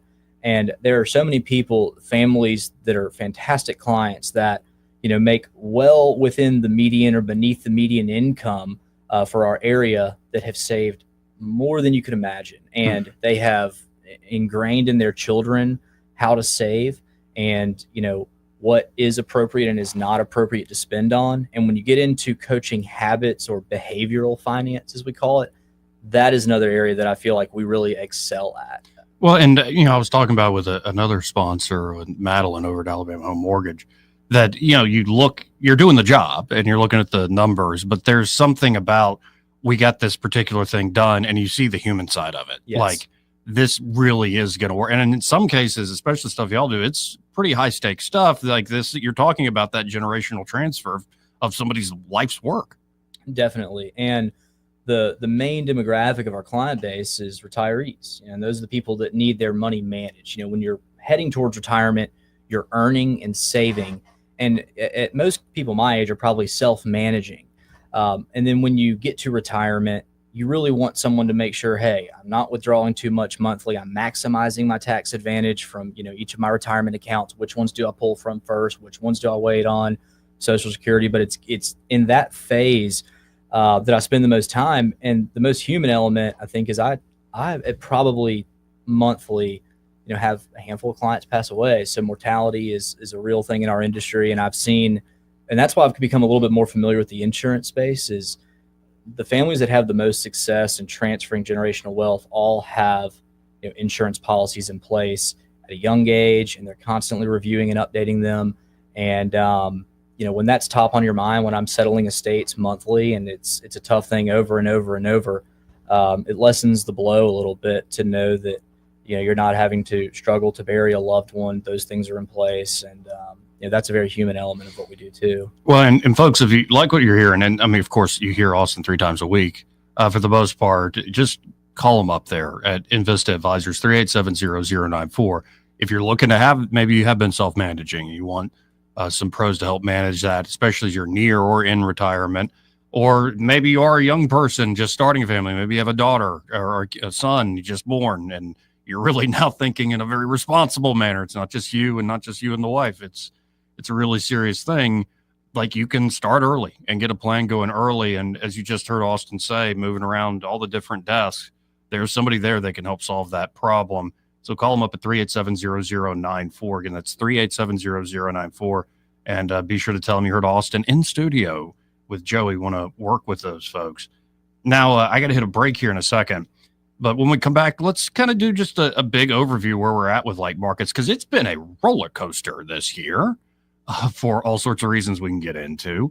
And of course, Trump sending out the latest things, like they're sending letters on some of these tariff rates, certain countries that didn't want to play ball at all, other deals in the works, not to mention the whole controversy over Mr. Too Late. I don't want too late. Jerome. Oh, it's fascinating what the bully pulpit and pressure in this day and age looks like. So we'll get into all that. Be right back after this. He may not know whether he's coming or going, but whether you're going to work or coming home, Greg Budell is there. Mornings 6 till 9 and afternoons 3 till 6. Only on News Talk 93.1 FM WACV. Hey, it's Matt, your leaf filter trusted pro. Gutters are an often neglected part of the home. They're also one of the most important.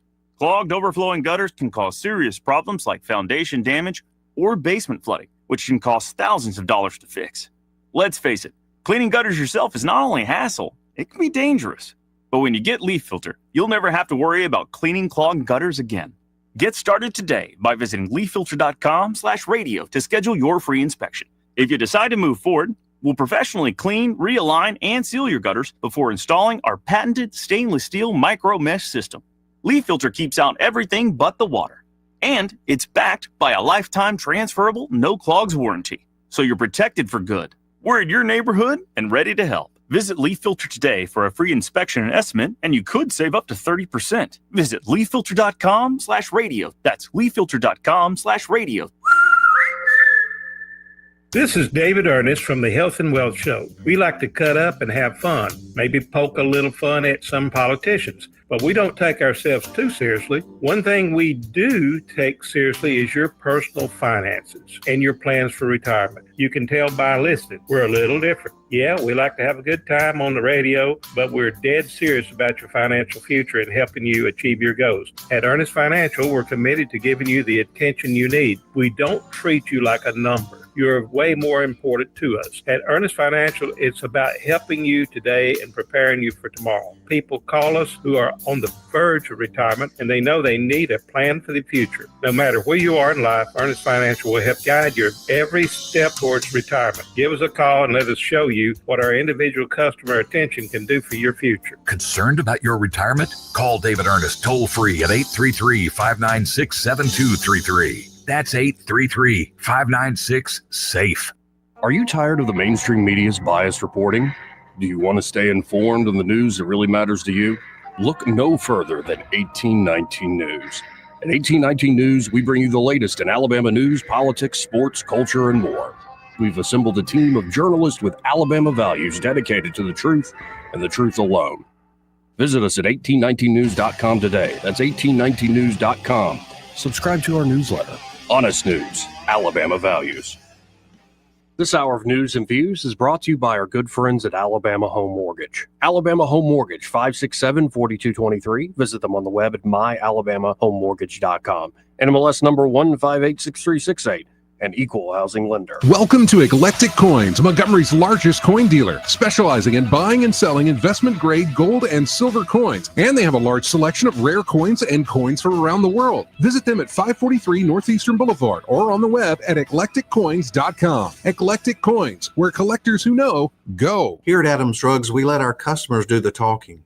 I'm here with Ronnie Taunton, who was a longtime customer of Adams Drugs, moved away for 3 years, and came back to town recently. Ronnie, what did you do for another pharmacy when you moved out of town? When we moved to Fairhope, we were looking for a local. We did not want to go to a big box store. And we did find one, but the service was not up to par. Adams Drug really spoiled us. What was it like to come back to Adams Drugs again? It was very easy. We picked up the phone when we got back, came up to Prattville and called the branch there in Prattville, and they took that phone call and did the rest of it. We didn't have to do a thing. It was very simple. We're glad to be back with them. They're so efficient and customer service oriented. Come in to any of our 12 Adams Drugs locations. Visit us at adamsdrugs.net to find the location nearest you. Adams Drugs is your independently owned Health Mart pharmacy. Health Mart, taking the time to listen and care. The Rich Thomas Weather Network, brought to you by Montgomery Paint and Body. From little fender benders to total body repair, MPB will fix it good as new, maybe better. For 4 decades, the Turner family has been getting you back on the road. Call 279-7325. Rich Thomas Weather. Well, hi, everybody. Subtle changes in our forecast over the next few days in that we'll still be in the low to mid 90s. We'll still have triple-digit heat indices nearing the 105 danger range. There will still be a fair amount of sunshine, but in the afternoon hours, today, tomorrow, and Saturday, the number of storms on the radar will increase. Still random. Not every town will get a big downpour, but some towns will get a lot. Our weather app will keep you on top of the action. Lows at night will be in the low to mid 70s. Pretty typical July forecast. From the Blue Water Weather Center, this is Rich Thomas. Budget Floors and More has the best prices. Carpet as low as 69 cents per square foot. LVP starting at $1.29 a square foot. Sheet vinyl as low as 65 cents per square foot. And the lowest prices on flooring installation supplies. Budget Floors and More across from Del Rey to Publix. The premier place the River Region turns to for news, weather, traffic, and opinion. News Talk 93.1 FM WACV.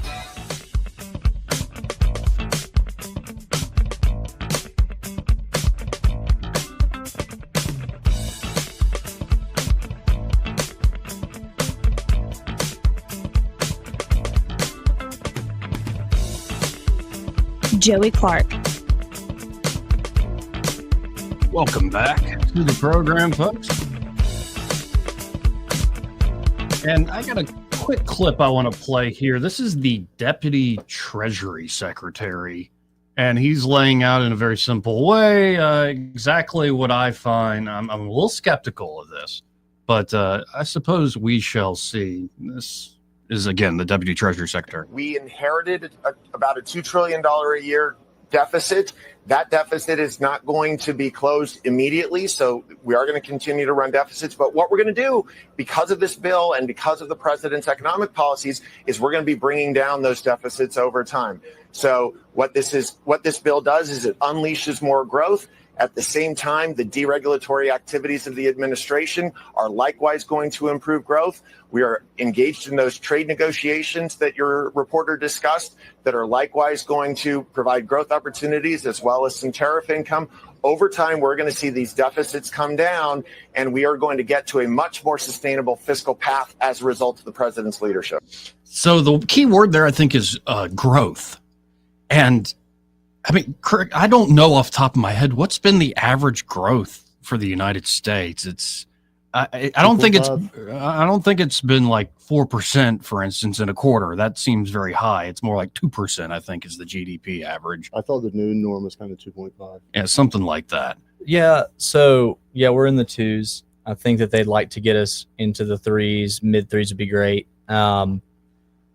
It seems like very rosy aspirational thinking. That's what I'm getting at, Joe. Is I don't believe that. I think it's a very lofty goal. It's great to go out and say that, but if you look back through history, especially at this book that you've got me reading right now, it's a little doom and gloom. But it's hard to outgrow the amount of debt that we have. And I am not sure that it's necessary to outgrow the debt that we have. I know that's a discussion most people don't want to have. I don't believe that that is how personal finances should work. But the truth is we've gotten away from economics where you spend less than you make. And I think we've surpassed it in a large way. If you look at the budget items, interest on our debt is one of the highest ones. You've got, Social Security and benefits, and then you've got the military, and you've got our interest on our debt all up there kind of in the same area. Yeah. And it can snowball into a place where the debt is going to be the largest, and eventually it will consume, all the other categories. So you're spending more on borrowing than you are on our, welfare, our military protections, our infrastructure and roads. And that's a scary place to get to. So what's the solution? Well, the solution has just been to continue to print more money, and inflation becomes worse. How do you get away from it? Well, you get away from it by bringing rates down and refinancing the debt at a lower rate. But that causes more inflation going forward. So it's a double-edged sword. But in the current moment, if I am leadership, I would probably prefer rate cuts to refinance the debt in the near term and extend that out over 30 years. Nobody goes and buys, a 2-year mortgage. Why did we go and borrow a bunch of debt on the short end of the yield curve like this that's now maturing? And this was Janet Yellen who did this. Yes. Wow. So Janet Yellen does this and leaves the bag for the current administration. And I don't know. I think Jerome Powell is too much of an academic to think outside the box. And I think he's, strictly looking at data and not opening his eyes and looking at, the bigger picture in the real world, which is, hey, we are about to have the interest on our debt surpass, military spending and government benefits for retirees. We need to extend this out for a longer period, and we don't need to extend it out at 4.5%, 5%. It needs to be lower. Oh, and I want to pick on something you just said, because there are a lot of folks who think we should just be completely debt free as a nation. And no, I mean, this goes all the way back to Hamilton, the first Treasury Secretary, that a certain amount of debt is good for the nation's growth. And I mean, is there in your mind a sweet spot that we should be in? I think so. And I'll say it from two areas. One, sweet spot for the country, and then two, sweet spot for clients. Clients ask me this question all the time. What debt is good debt and bad debt? And generally speaking, it's different for every situation, but generally speaking, borrowed money below 5% interest to me is reasonable. And the reason it's reasonable is if you were to pop that, money in an investment account that averages what the S&P has over the last 30, 40 years, you're going to beat 5%. So there's an arbitrage there where you come out net positive. Anything over that is going to be problematic and force you to take more risk in your investment strategies to make up that gain and still get that arbitrage. For the country, I think that it's a little bit different. Debt is important because it encourages innovation and borrowing and creation of small business.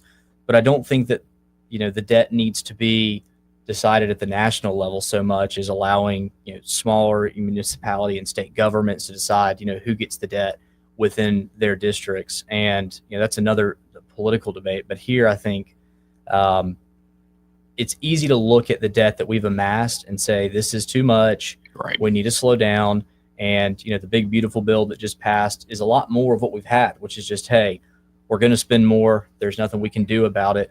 And eventually, I think it leads to war. If you look back through history, financial problems created by the dynasty countries or, you think about Rome had this problem too. The dynasty gets so big, they're gathering so much money, but they're overspending and they've spread too thin their armies, and then boom, they get overtaken. And each dynasty in history pretty much ends in spending too much money, owing too much debt to those around them, and then getting overtaken by someone who is a little bit more prudent. And that seems to be a trajectory that we're on, but I think it's stoppable if we can rein it in a little bit. And then it always comes down to, okay, well, who's going to win at war?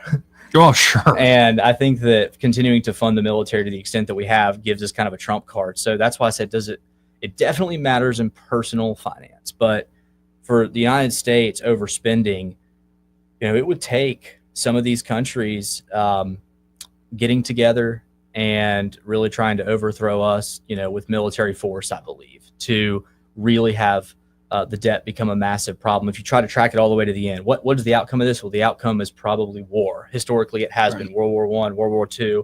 Go all the way back. It usually always comes down to money. Now, and I think I saw Trump calling for it would be historic if it happened, a 300 basis point cut.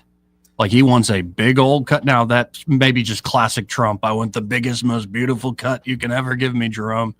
But is that him just exaggerating, or is this back to that question of having to refinance a national debt? Yeah, I mean, he definitely wants that. To be able to refinance the debt, at 300 basis points less right now on a longer term solves a lot of our problems and helps us reset. But the reality is, in doing so, you unleash unimaginable inflation that causes bigger issues down the road. So, while I do think that, Powell has been a little late to the show, as President Trump likes to point out, if you pare back interest rates too quickly and too soon, inflation runs rampant and it creates issues, particularly in the lower portion of your populace. People at the top don't feel it as much, but it's really different when you can't afford gas to get to work, and then you get fired because you can't get to work, and it just, all these issues compound for people at the bottom. So yeah, to drop at 300 basis points in a single swing is not good for the country or inflation or the little man. It would be great, generally speaking, to refinance all the debt, but I think a more likely approach is maybe we get one, maybe we get two cuts, probably quarter point cuts between now and the end of Powell's term in May. And then Trump puts somebody in who's friendly for the last 2 years of his term. They bring the debt down. It's refinanced, and hopefully he leaves whoever is up next with a better situation than he inherited. And you have to bring some haters to the table to do that. You aren't going to make friends by spending less, and you see that all day, every day. Now, what do you make of this idea? And he's done it, I guess, with Rubio, and I'm not seeing anybody else nominated. Rubio is Secretary of State, but also National Security Advisor. Could it be that Scott Bessent is Treasury Secretary and head of the Fed at the same time? I don't know if he would be both at the same time. I think he serves a better role as a Treasury Secretary. Yeah. I think that the only reason that, he would step into that role as a Fed chair is if there is no one else who would align and guarantee cuts immediately. Not supposed to be political. It's apolitical. When you talk to all these, Fed chairs, eggheads, sure, number wonks, quants, yes. They're pretty much all data driven, but like I said, it's gotten to a point where it might be too academic. And I think that having someone that just aligns with the concept of briefly bringing rates down, allowing some people, I even think about guys like my brother. I don't know about your brother. We were talking about a little bit if he's bought a house, but even things, like the 10-year kind of goes hand in hand with mortgage rates. And if you could just bring it down for the people that graduated college in the last 5 years to be able to get an interest rate on a home that's not 6, 7, 8%. Right. The cost of houses has gone up, but when you can't finance it for, 3-4%, it's really difficult. And our parents, my dad and mom say this all the time. Well, our first interest rate was 14%. Right. It's like, yeah, well, mom and dad, your first house costs less than my car. So it doesn't matter. Like we've gotten to a point where the cost of these things has ballooned so much that an interest rate on, a $500,000 home is just the interest is more than some people bring home in a month. Well, and then the delta between the median income and the average home price, like comparing from 30, 40 years ago to now, it's unreal. Like when you see it just actually laid out on a graph, like you see why folks, I mean, you can, I think, still make ends meet if you're, both you're making $15 an hour, you work more than 40 hours a week, you save, you buy a modest place, like you can still make it work, but it's not quite as easy. And some of this is the inflation that's run rampant, not just like the everyday, my gas, my food, but into assets. Like, and I've had this argument with Eddie Bader a lot. I'm like, a home is a great way of preserving wealth over time. It is often the biggest investment for most folks. But it's like, man, that's a lot of upkeep on that particular thing. And it does end up pricing out people who are entering into the market for the first time. Definitely that. And I think there's been a big shift between the way that our generation looks at home ownership versus the previous generation. I tell clients all the time that look at their home as an investment. If you're going to buy a home and live in it, I don't really see it as an investment. You're not going to liquidate it. You're not going to, realize a gain on that property because you're going to live there and not sell it. Now, if you're kind of a house hopper where, you get a starter home, stay there for 5-6 years, go to another big home, cash out yours, roll the equity into the new home. That's one thing to get established. But, what's the clients that I see more often come in, that are older and retired, have paid off their first home, and they either buy or rent a second home. Renting is the way that I see a lot of very successful young people manage their expenses and not have to deal with the hassle of home ownership, especially with interest rates where they are. And so I think that big shift in dynamics is good and bad. On the bad side of it is, instead of owning a home outright, you're renting, and landlords control, especially these large landlords that are owned by conglomerates. Like, hey, we have a 15,000 property portfolio, and we have, these 3 big units and call it Montgomery, and we're charging $1,200 a month for a 2-bed, 2-bath. Oh, by the way, those are going to be $1,500 next year. Sign here or leave. And so you can get priced out and not have a ton of control, or with ownership, that never really happens. You kind of set and go. But I think on the rental side, I see a lot of guys like my brother, up in Birmingham, who's having a lot of success renting rather than buying. And he's like, man, I can leave after a year if I want. I can be very nimble, go where I want. So I see both sides of it. Now, we're running out of time here. We only got 10 minutes left in the hour. Time flies. So it has been a bit of a roller coaster in the stock market in particular. I'm looking at a Trump Truth. He put out tech stocks, industrial stocks, and NASDAQ hit all-time record highs. Crypto through the roof. Nvidia is up 47% since Trump tariffs. USA is taking in hundreds of billions of dollars in tariffs. Country is now, quote unquote, back. A great credit. Fed should rapidly lower rates. We already talked about that. But it is kind of amazing, the big freak out on Liberation Day. And now it looks like we've regained a lot of this. Yeah. And I try to look back at Trump's first, round in office, where he would say things that were controversial. We would get a huge bouts of volatility and then leg up from there. And he is kind of a rinse and repeat guy. At one point, if he rinses and doesn't repeat, I think a lot of people are going to get wiped off the board. But for the most part, he repeats what he's done, which is he brings the market down with, comments, or in this go around, it was tariffs, shocks it for, call it 3-4 weeks. And then he backs off a little bit and lets it recover. And not only does he back off, I'm sure you can find the clip later, but there's a clip where he's like, you want to be in the market right now. We're going to make so much money. And basically the day after that, the market is ripped like 20%. And I'm talking about the S&P. If you look from, I guess, April of this year, April 8th, I think we hit a low of this year, all the way back to where we are today. I mean, a huge ascent back to the top, hitting all-time highs again. Tech stocks are, outperforming. Baron and I were having a discussion earlier, about how do you value a tech stock, price to earnings ratio. And it's hard to do because, when you look at small companies like the ones that we, typically consult on, multiples are between, say 2 and 10 is pretty normal, really even more like 2 and 5 for a small company. For a bigger company, you can get above 10. But these companies are 40, 50, 60 times sometimes, and it doesn't make any sense. And I wouldn't say that the technical analysis values them on price to earnings anymore. It's more of a momentum trade. The guys that I see have success, that I personally, never for our clients do we trade on momentum, but the guys that are bought into that process have had a lot of success under the Trump administration because they wait for the pullback, they go all in, they ride it up, and they pull their chips off the table, and it's rinse and repeat. And they pick different areas that are repeatable. And I think that's where you're seeing a lot of the younger guys have success. Not what we do, but it's crazy the volatility that we've had and the recovery that we have. I was not expecting it. I think a lot of us are maybe potentially still expecting some type of bubble or pullback. But with this new round of funding, with the big, beautiful bill, I think it's another round of here's a lot of stimulus. We don't know the form it's going to come in, but we know that it's going to work its way into various sectors, probably the tech sector. I saw some green energy spending in there, which boils back to the energy discussion that we had.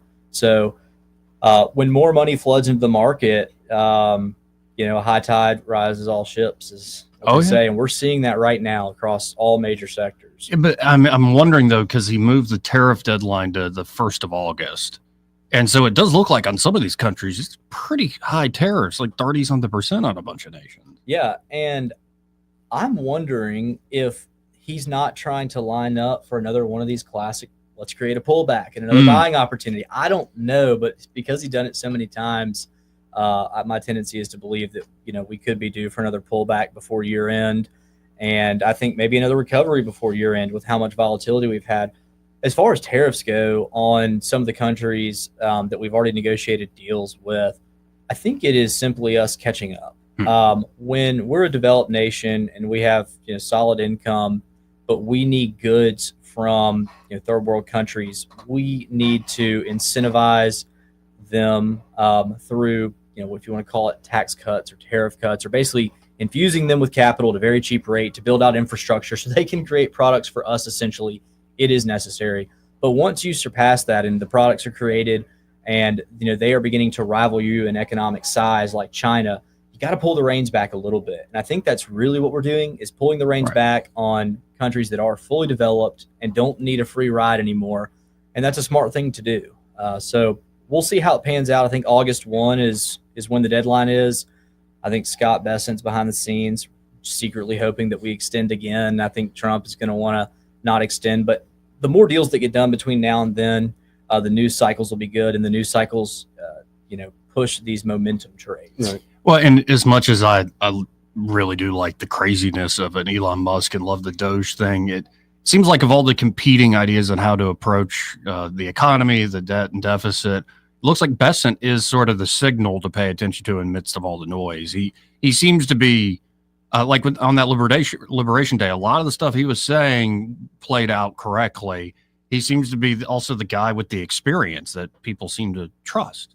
Yeah, he comes with a ton of experience, having worked under Druckenmiller for many, many years. And for those that don't know, Druckenmiller is one of the few people out there that has consistently beat the market over a 30-year span. Like, you go back and look, and he's always outperforming the market, consistently positive. And Bessent is a student of his. And I think that he's also a calming voice. And so, I don't know if Bessent is, like I said, due for Jerome's job. But 3 years ago, anytime that Jerome Powell spoke, the markets were moving intraday. It was like, oh, he says something good, the market's up. Oh, he says something bad, the market's down. No one really listens to Jerome anymore. Everyone kind of listens to Scott. And to your point, I think that he's been a more calming voice and more articulate and less academic. So I think we're getting a little bit. He has a fantastic academic background, by the way. Oh, yeah. But he can also boil it down to the masses, which is really important because you have social media now, and the speed at which information travels and people digest is a lot quicker. So I'm a big fan of Scott. And then if they want to stir things up and scare people, send Lutnick out and have him go. That guy's got charisma for days, but daggum, I'm sure certain folks are like, what are you doing, Howard? What are you doing? That's right. But I mean, it's a fascinating thing to watch play out. I'm a little more radical in that camp of, I wanted the Malay strategy, like just let it rip. Let's cut the government like crazy.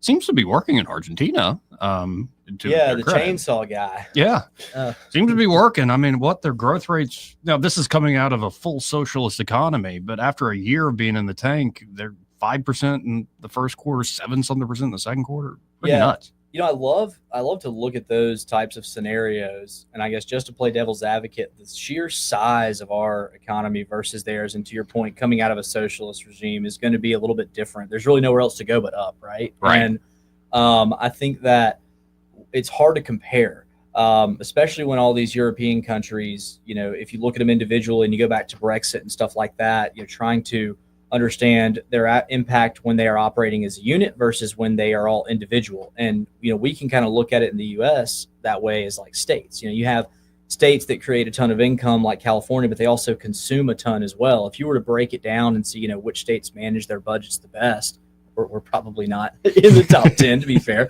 But that's kind of how I look at Argentina is, they're in their own little bubble. They've got their problems to solve. And the natural resources that they have outside of gold, I don't think are as robust as ours. So it's very different, but I love the concept of cutting spending and spending less than you make for both, national and international politics and for, personal finance. That is one tenet you can't lose on. There you go. Well, and pretty much out of time here. Again, folks, if you want to work with Austin Branco and the team there at Invista Advisors, it's 387-0094.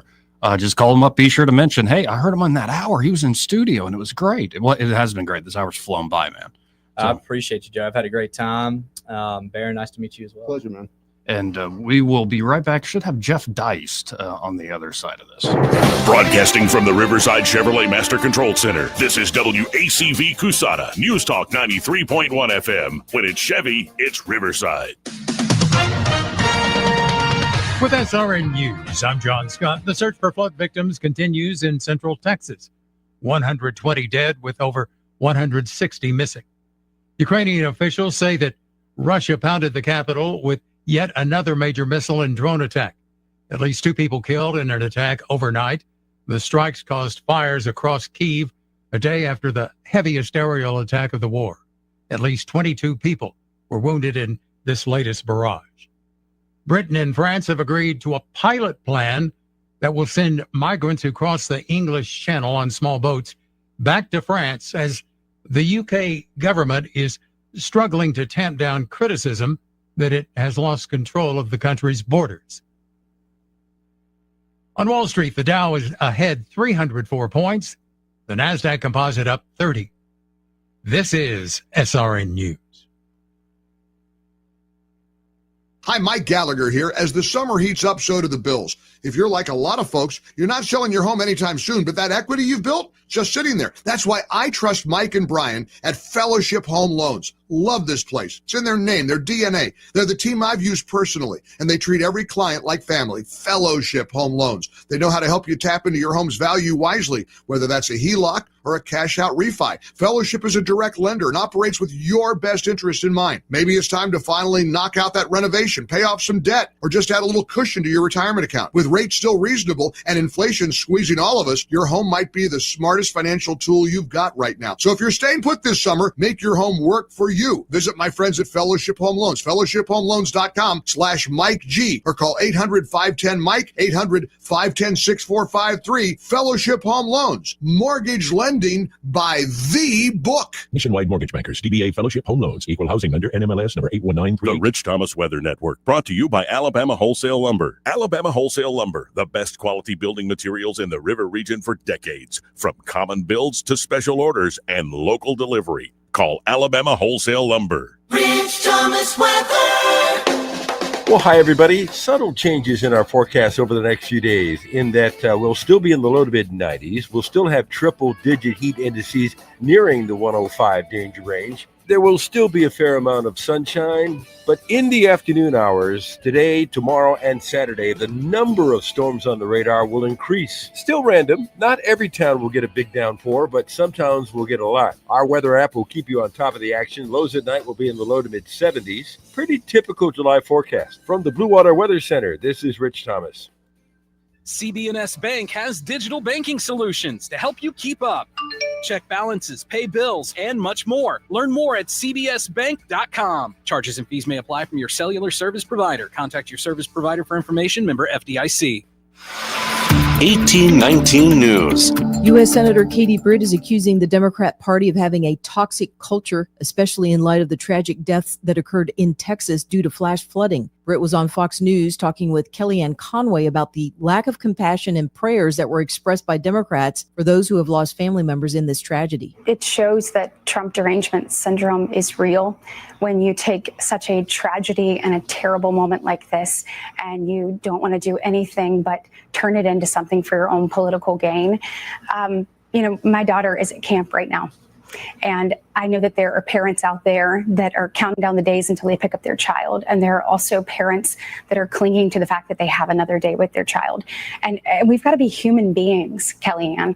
Not everything has to be political. There will be time for us to figure out how we can do better and do more and prevent these tragedies in the future.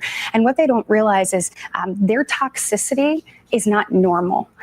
And it is not something that we should tolerate in the United States of America. I'll be back with more Alabama stories after this. I'm Amy Beth Schaefer with Alabama Unfiltered Radio, and when I need the news and I need it fast, I turn to Andrea Tice and the Daily Detail. On my way in, it is the most convenient, best way for me to digest what's going on so that I can use it for our show. She tells you what's going on in Alabama that day first and fast. So listen to the Daily Detail with Andrea Tice.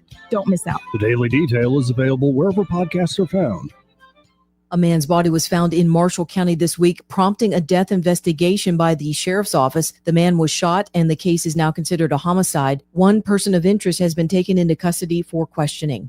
I'm Andrea Tice. For more news affecting Alabamians, go to 1819news.com. And while you're there, subscribe to the daily newsletter. This hour of News and Views is brought to you by our good friends at Cole Plumbing, 279-8919. Cole Plumbing is number one in the number two business. You don't have to dig a hole. They have proprietary pipelining technology. Ask them about their tankless water heaters. Remember, when you have trouble with your bowl, call on Cole. Hey guys, this is Todd Clark with River Region Contracting, your premier roofing contractor in Central Alabama. So remember the name, River Region Contracting, for all your roofing needs. We're not affiliated with any other roofing company in the River Region. We've been in the roofing business since 2005. We don't have to buy our leads, and we don't have to knock on doors when the storms come around. We have thousands of satisfied customers throughout Central Alabama. So call us at 334-356-8635. That's 334-356-8635. Hi, I'm Cheryl Woodward, account executive with Blue Water Broadcasting. Why should you advertise with us? Did you know that more Americans listen to radio than use Facebook each week? Did you know that 77% of listeners would try a brand or product endorsed by their favorite radio personality? Contact me, Cheryl Woodward, by going to bluewaterbroadcasting.com to find out more. Blue Water Broadcasting, local folks helping local business. Sell your house the easy way. Call Rapid Fire Home Buyers today. Do you have real estate problems? Whether you're facing foreclosure, inherited a property, or have costly repairs, we understand. At Rapid Fire Home Buyers, we're here to help. Any condition, any situation, we'll give you an honest cash offer for your home so you can move forward. We've dealt with more real estate problems than anyone else in the River Region. If you're dealing with foreclosure, major repairs, or having trouble selling your home, we will buy your house today. We've worked with hundreds of homeowners in the River Region. It's easy to get started. Just call 334-675-1000 to claim your cash offer today. That's 334-675-1000. Because when real estate problems cause uncertainty, you deserve a solution you can trust. Any condition, any situation, we're here to help. Call 334-675-1000 to claim your cash offer for your house. Sell your house the easy way. Call Rapid Fire Home Buyers today. The views and opinions of the following program are solely those of the host and other contributors. These do not necessarily represent those of Liberty Acquisitions 825, Blue Water Broadcasting, its management, staff, or any advertisers.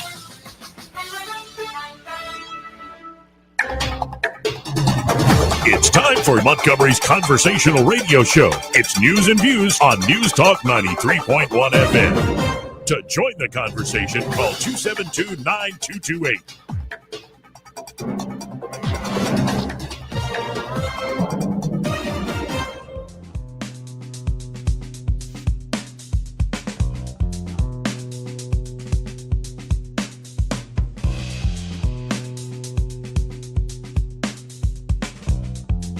Joey Clark. Welcome back.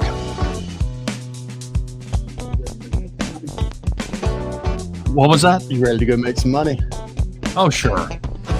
Great having Austin Baranco in the studio here. Really is. And joining us now, I didn't talk to him last week because of our my vacation, at least. But we have Jeff Dice returning. Of course, he was president of the Mises Institute for a while there in Auburn, Alabama. Chief of Staff to Ron Paul is now, I believe, General Counsel at Monetary Metals. Jeff, how you doing today, sir? Joey, doing well. How are you? Oh, life is good. I don't even know where to begin today. More than I'm at the point of deep frustration with the Trump administration. Not just over, like, I'll give a pass on the foreign policy stuff to a degree because it's always complicated and events seem to always play out in a certain way, no matter who you elect. But when I look at putting Doge on a leash and then this Epstein thing, it just reinforces maybe my priors, and maybe I'm just being reminded of stuff, that the people that we elect to run the government don't run the government. And that there are certain aspects of this government that, they're untouchable for whatever reason. And I'm just wondering your take on this latest move by the Trump DOJ to say, there's nothing here with the Epstein stuff. Just move on, folks. Let's talk about the tragedy in Texas. Yeah, it's interesting. The news cycle is maybe 48 hours. I mean, let's not recall before the 4th of July break, we were talking about the BBB, the big, beautiful bill. Yeah. And that was the topic. And then he was asked about that a couple of days later. And in a press conference, somebody brought up the Epstein thing, and he was sort of dismissive towards it. And I think that was always a bit of a smoke and mirrors. In other words, I don't know that there's necessarily a federal element to everything that Epstein allegedly did any more than there is with the Diddy trial, right? I mean, why do the feds have to do everything? If someone's trafficking or accused of sexual assault or anything like that, I don't understand why the particular state involved wouldn't be prosecuting that. So when I was a kid, we used to say, don't make a federal case of it. But now everything seems to be federal, and we've imbued so much power in the presidency over the 20th century that we just think presidents should do everything. They should be in charge of the weather and floods and fixing potholes in your town and everything. But I mean, all that said, I think you're correct. I think there are topics that can be broached and topics that can't be. And if anybody who's ever been president of the United States has some potentially, let's say, damning material in their background, it's got to be Donald Trump. I mean, God love this guy, but he was no Boy Scout. Yeah, that's certainly true. I mean, do you think the Epstein stuff is like somebody outwitted him, hid the ball from him, isn't cooperating, like some high IQ bureaucrat who's just running circles around Pam Bondi and Kash Patel? Or heard it suggested, I think Scott Adams put this out to a large audience, that no, maybe this is something, such a terrible secret tied up with American intelligence, Israeli intelligence, British, yada, yada, intelligence around the world, that people really couldn't take it. Like, this is such an awful thing that there's no way we're ever going to talk about. Well, people say that about things like the JFK assassination, and it takes many, many decades maybe till you have sort of the psychology for people to accept an inquiry. Let's not forget that the Trump family has a lot of business interests, and those business interests could certainly be threatened. And that, a lot of his family is depending on a certain amount of wealth and Trump Inc. to move forward, even once he's no longer president. So I do think people can be compromised. I don't know that he is, but they certainly think they can be. And that includes members of Congress. That includes members of the Supreme Court.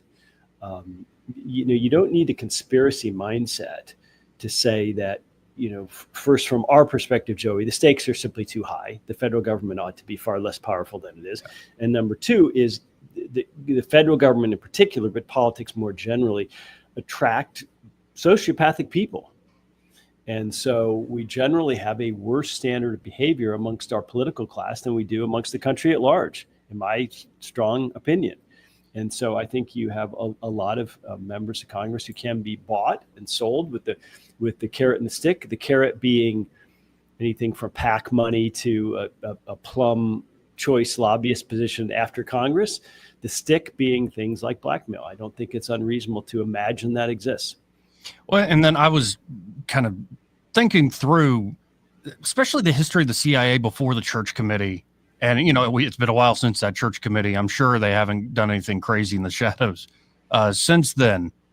When you let a government operate and certain people within that operate in the shadows for so long, I'd imagine monsters pop up attracted to that world that really are untouchable. And they can kind of, under the umbrella of I work for this particular agency, get away with a lot of really terrible things, and people just don't want to cop to it.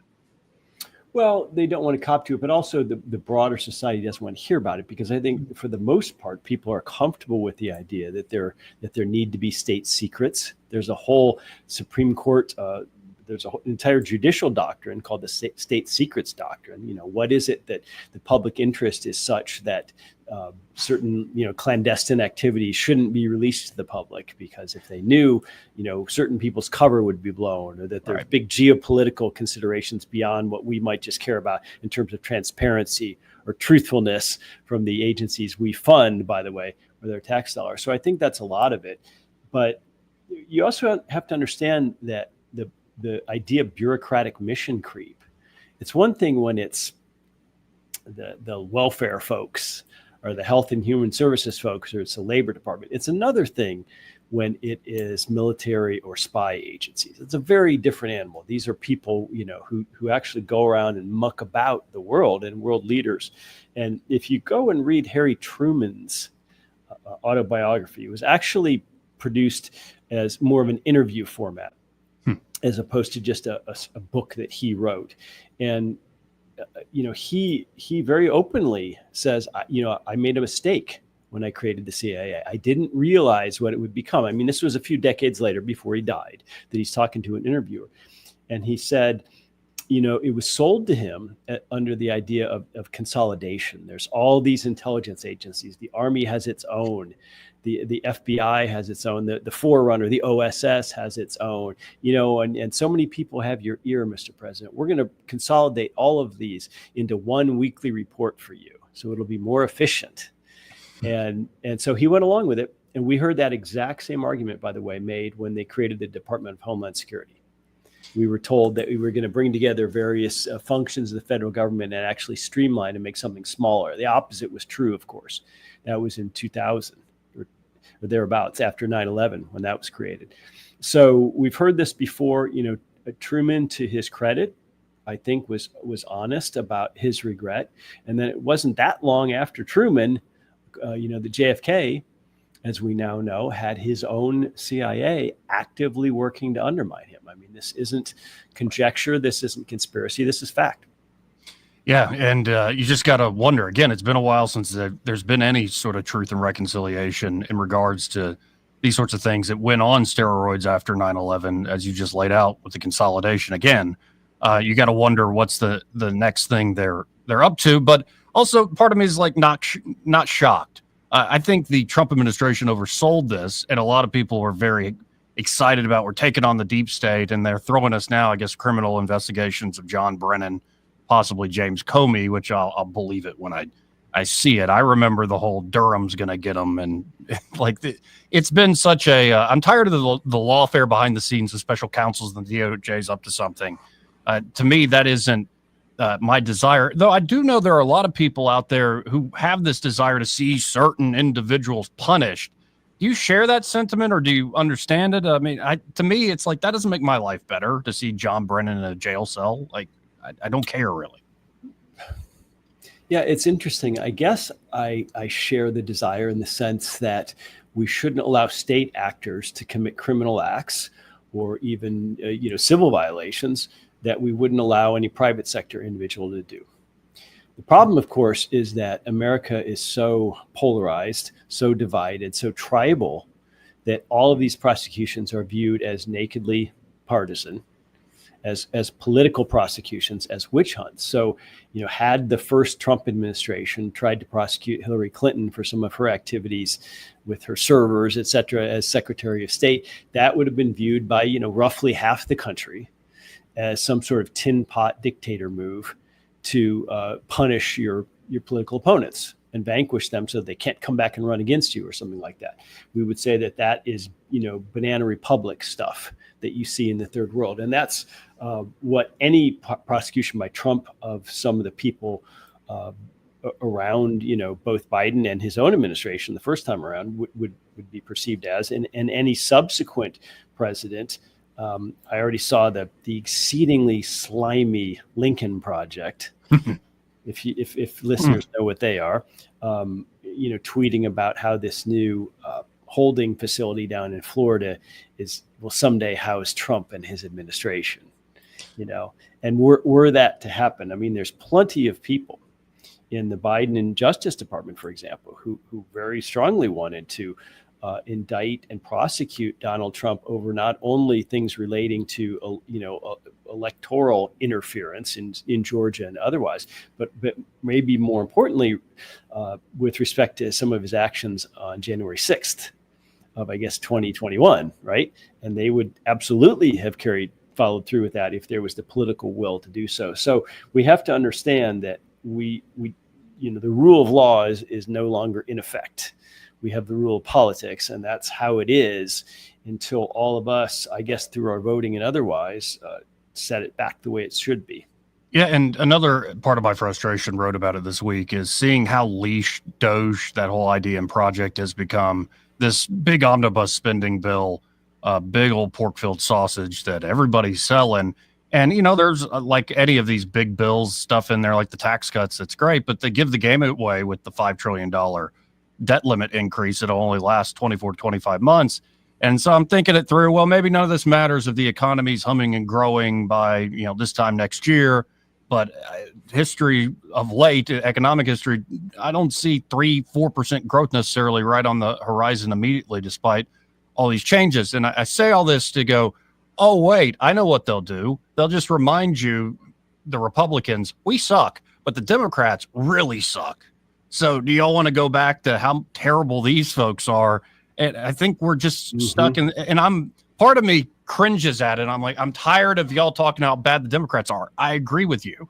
But every election, it seems like Americans are falling for it, and we're not sticking to the particular issue. Right. And that the reason politicians do that is because it works. Yeah. In other words, the lesser of evils argument works. It works very well. It's time honored and tested. I mean, let's be clear. Not only that we're the less bad option, but just generally speaking, negative attack ads work remarkably well. And that goes to the human psyche. The human psyche is tribal. There's a them versus us. And so skillful politicians use that. There's not supposed to be sort of comedy in politics, for the very simple reason that politics is a milder substitute for war. Yeah. And I don't love that analogy simply because people who've been in actual war, I think, deserve our respect. Yes. And so, but nonetheless, it is basically a substitute for and a precursor to actual war, right? I mean, what war is basically the breakdown of politics to solve human conflict. I would argue that politics is effectively the breakdown of economics. In other words, economics is what people get up and do peaceably every day. It's not, and it doesn't just mean what we think of as economics. It means our day-to-day activities voluntarily dealing with one another. So when you view it that way, you understand that the us and the them is absolutely critical to everything in politics. It just doesn't work otherwise. So when we say, oh my gosh, there's this two-party system and all they do is fight with one another, they never get anything done in Washington. And I think that mistakes what politics is all about. I think that misunderstands the concept. Yeah, and it does seem, I'm reminded that politics it's fundamentally force and fraud, and it's not always violent force. The fraud ain't always conscious even. I think there are a lot of well-meaning people, but it seems like that's what we end up back at. And I do find it, I think you tweeted like last week something about the left's moral superiority, and I've certainly been on the receiving end of that sort of treatment, though I have noticed some of that on the right. I mean, there are people that are dogged, like single issue people, and they get real upset if you're not on that one issue. I have noticed on the Israel situation with the wars that if I have on anybody, say like Judge Napolitano, who is hardcore against Netanyahu's government and what they are, like I'm put in a particular corner and Joey won't disavow these certain things. And I'm like, I'm not interested in disavowing. I'm interested in hearing what people have to say. But I have noticed that the tricks that were used by the left on, if you disagree with the Black Lives Matter mural in downtown Montgomery around the fountain, you're obviously a racist. If you disagree with, supporting the next war and supporting the Israelis selling them more weapons, you're obviously an anti-Semite. It's interesting how that same playbook is now showing up on the right. Yes, and it's the same phenomenon. There's no perfect world. I mean, when we look at the left and we say, oh my gosh, they've been captured by these really crazy people, the Free Palestine people, the academic people, the LGBT people, and what happened to that sort of blue collar working class union hall party that we used to think the Democrats were. Well, I mean, you can apply that to the right as well. I mean, there's no question about it. And the biggest schism on the right is foreign policy, no question. And I think that's a credit to the right. In other words, when Trump campaigned, he talked about getting out of Afghanistan. He talked about de-escalating things in Israel and Gaza. And he won on that, not so much because Americans are just these aw shucks peaceable people who want kumbaya world peace, but more because they're war weary. And that I think we all sense that the economy is far worse than advertised. And we'd like an administration to actually focus on America for a little while. That was the impetus behind that. And so he got a lot of cheers running on this sort of end the wars non-interventionist platform. Now he's abandoned that, apparently. I think some of his worst angels have his ear. But nonetheless, it's only being discussed on the right these days. And historically, what is referred to derisively as the isolationist position, what we would say more charitably is the non-interventionist position, where we don't go abroad in search of monsters to slay. That historically has been a conservative or right-wing impulse, simply because it's always been the left that believes in this sort of grandiose capabilities of government. We can go remake things even in Afghanistan, right? That's a progressive or utopian type mindset. We're supposed to be the people who are judicious and cautious about the limits of government power and capability. And so I really welcome this conversation on the right.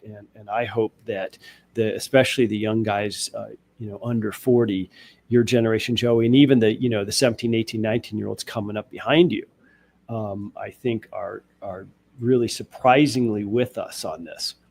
Oh, yeah. And I think you don't have to go full Murray Rothbard moral argument against war or the natural law argument against war. I think you can even go to a more realist point of view and say it's more pragmatic and practical not to get involved in all these wars. Like, you can make the argument in a bunch of different ways. And what I find interesting is how, when you even try to make the pragmatic argument, you step on all sorts of toes. And I find it fascinating here in this state how quickly certain folks are to disregard you because you aren't singing from the same hymnal book. I just find sometimes the foreign policy talk it's very emotional and like not thinking through the full aspects and consequences of things, to put it mildly. Mm-hmm. Well, there's a professor at George Mason University named Chris Coyne, Coyne, and he has several books, but a particularly wonderful treatment of this concept that when you go abroad and have an aggressive expansionist military, that has all kinds of effects domestically. He calls it war comes home. And I really encourage people to check him out on Amazon, because his books explain how this mindset, this belligerent mindset that we need to go uninstall Saddam Hussein. And we need to take these three countries really that were the former Iraq and cobble them together into one. We need to tell Saudi Arabia what to do with its oil. We need to tell the Rwandans how to handle their internecine conflicts. We need to tell the Palestinians what to do. We need to tell the Chinese what they can do. We need to tell what Russia can do with its oil. I mean, this mindset doesn't just somehow, turn into mist at the water's edge. It comes home too in a variety of ways. And just one way in which Professor Coyne points out is the militarization of local police, right? You get pulled over in small town Alabama, and the cop is this roided out, tatted up guy with a big beefy SUV, and he's got a flak vest on and maybe a so-called assault rifle behind the window of his vehicle. And it's like, what are we doing here? He's in small town Alabama. He should be Sheriff Andy Griffith with a 38 on his hip. And that's about it. And so, don't kid yourself that you can have a sort of a hawkish right-wing foreign policy and so-called limited government at home. Doesn't work that way. Well, pretty much out of time here. I always appreciate you being on the show here, Jeff. If folks want to check out what you're thinking about, writing about, what you're up to, how can they do so? By all means, just find me on Twitter, all one word, @JeffDiced. Thank you, sir. We'll do it again next week. All right, Joey. Thank you.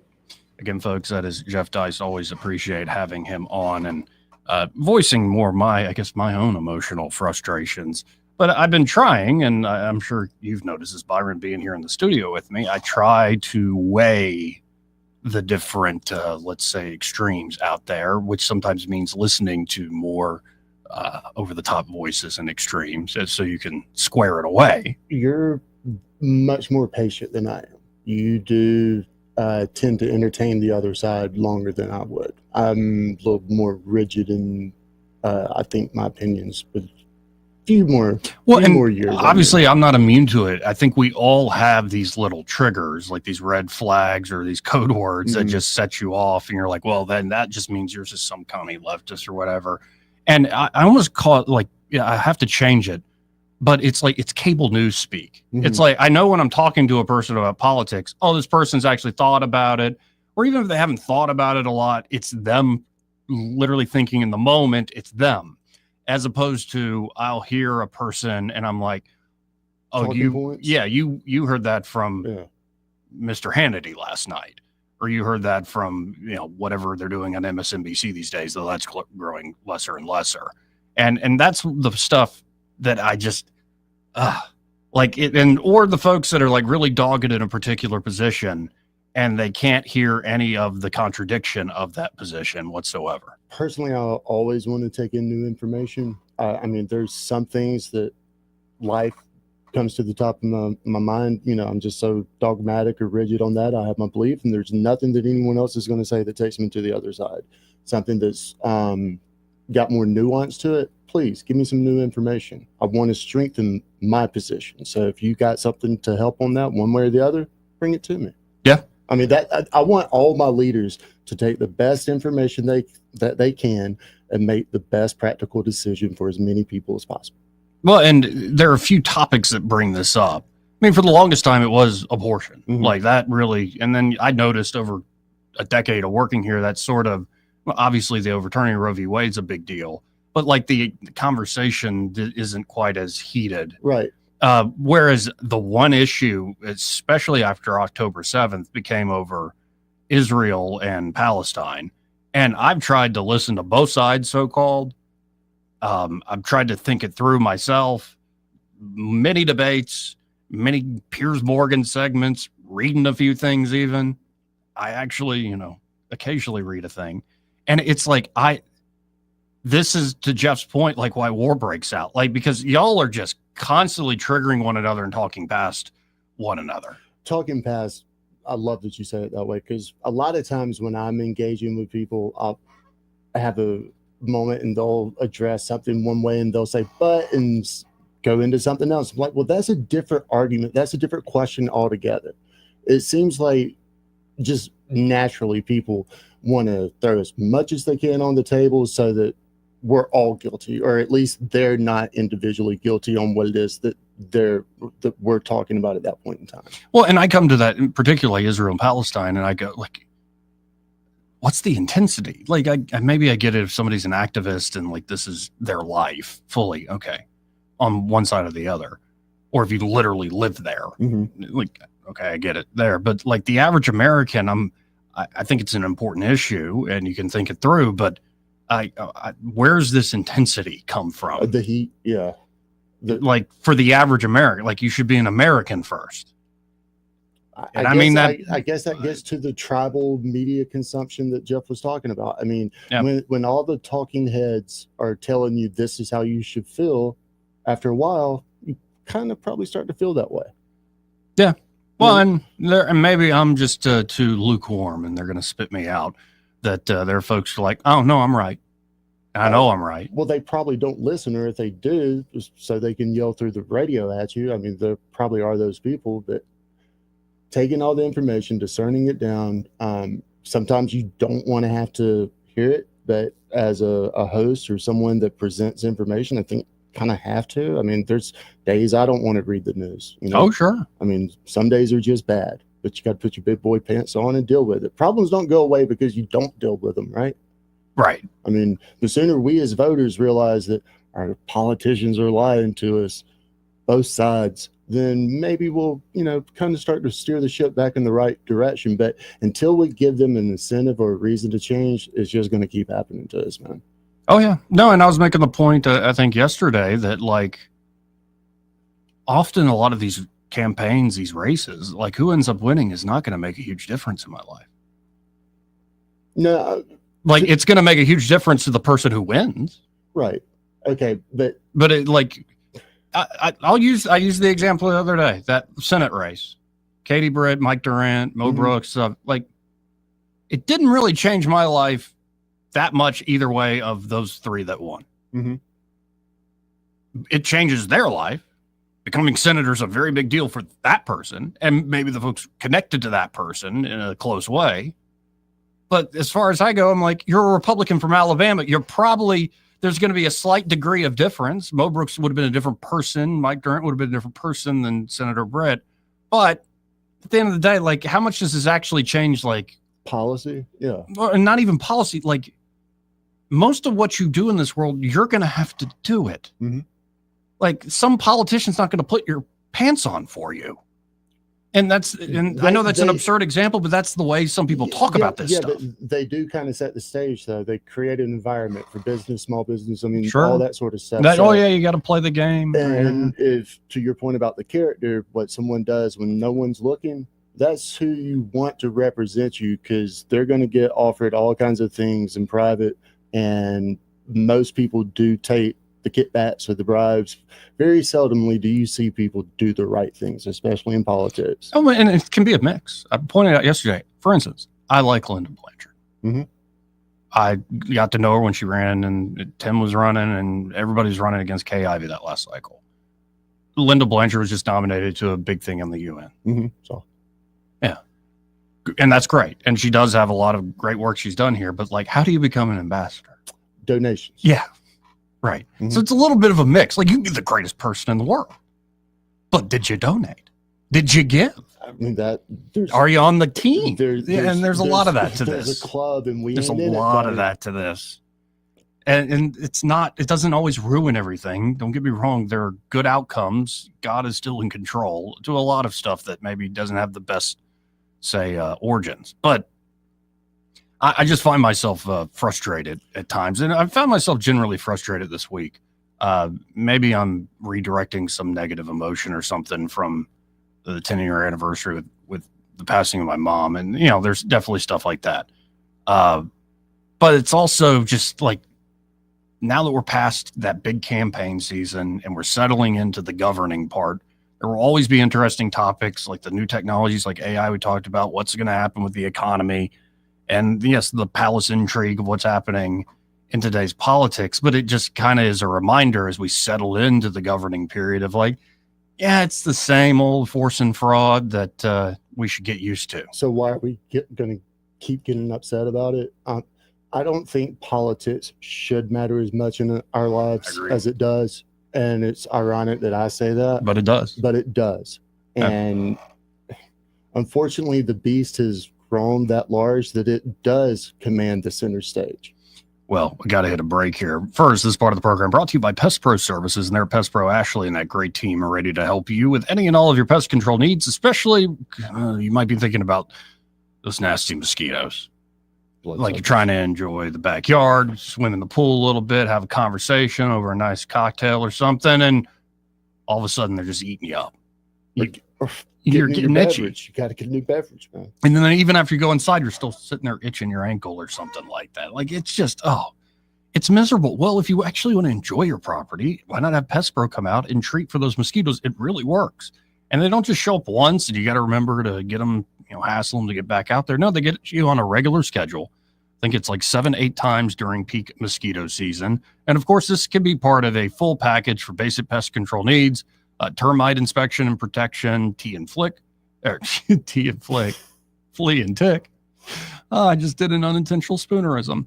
But they can do it all there at Pest Pro Services. Just check them out today. You can always go to pbsriverregion.com to learn more there, or search for them on the Book of Faces. Just search Pest Pro Services on Facebook, or just call them direct, 265-9990. That's 265-9990. When you want to know, call a pro, Pest Pro Services. And be sure to tell Ashley and that great team that Joey and Byron, those fellas on the radio, sent you. Now, I just came back from vacation, and I find myself lacking motivation.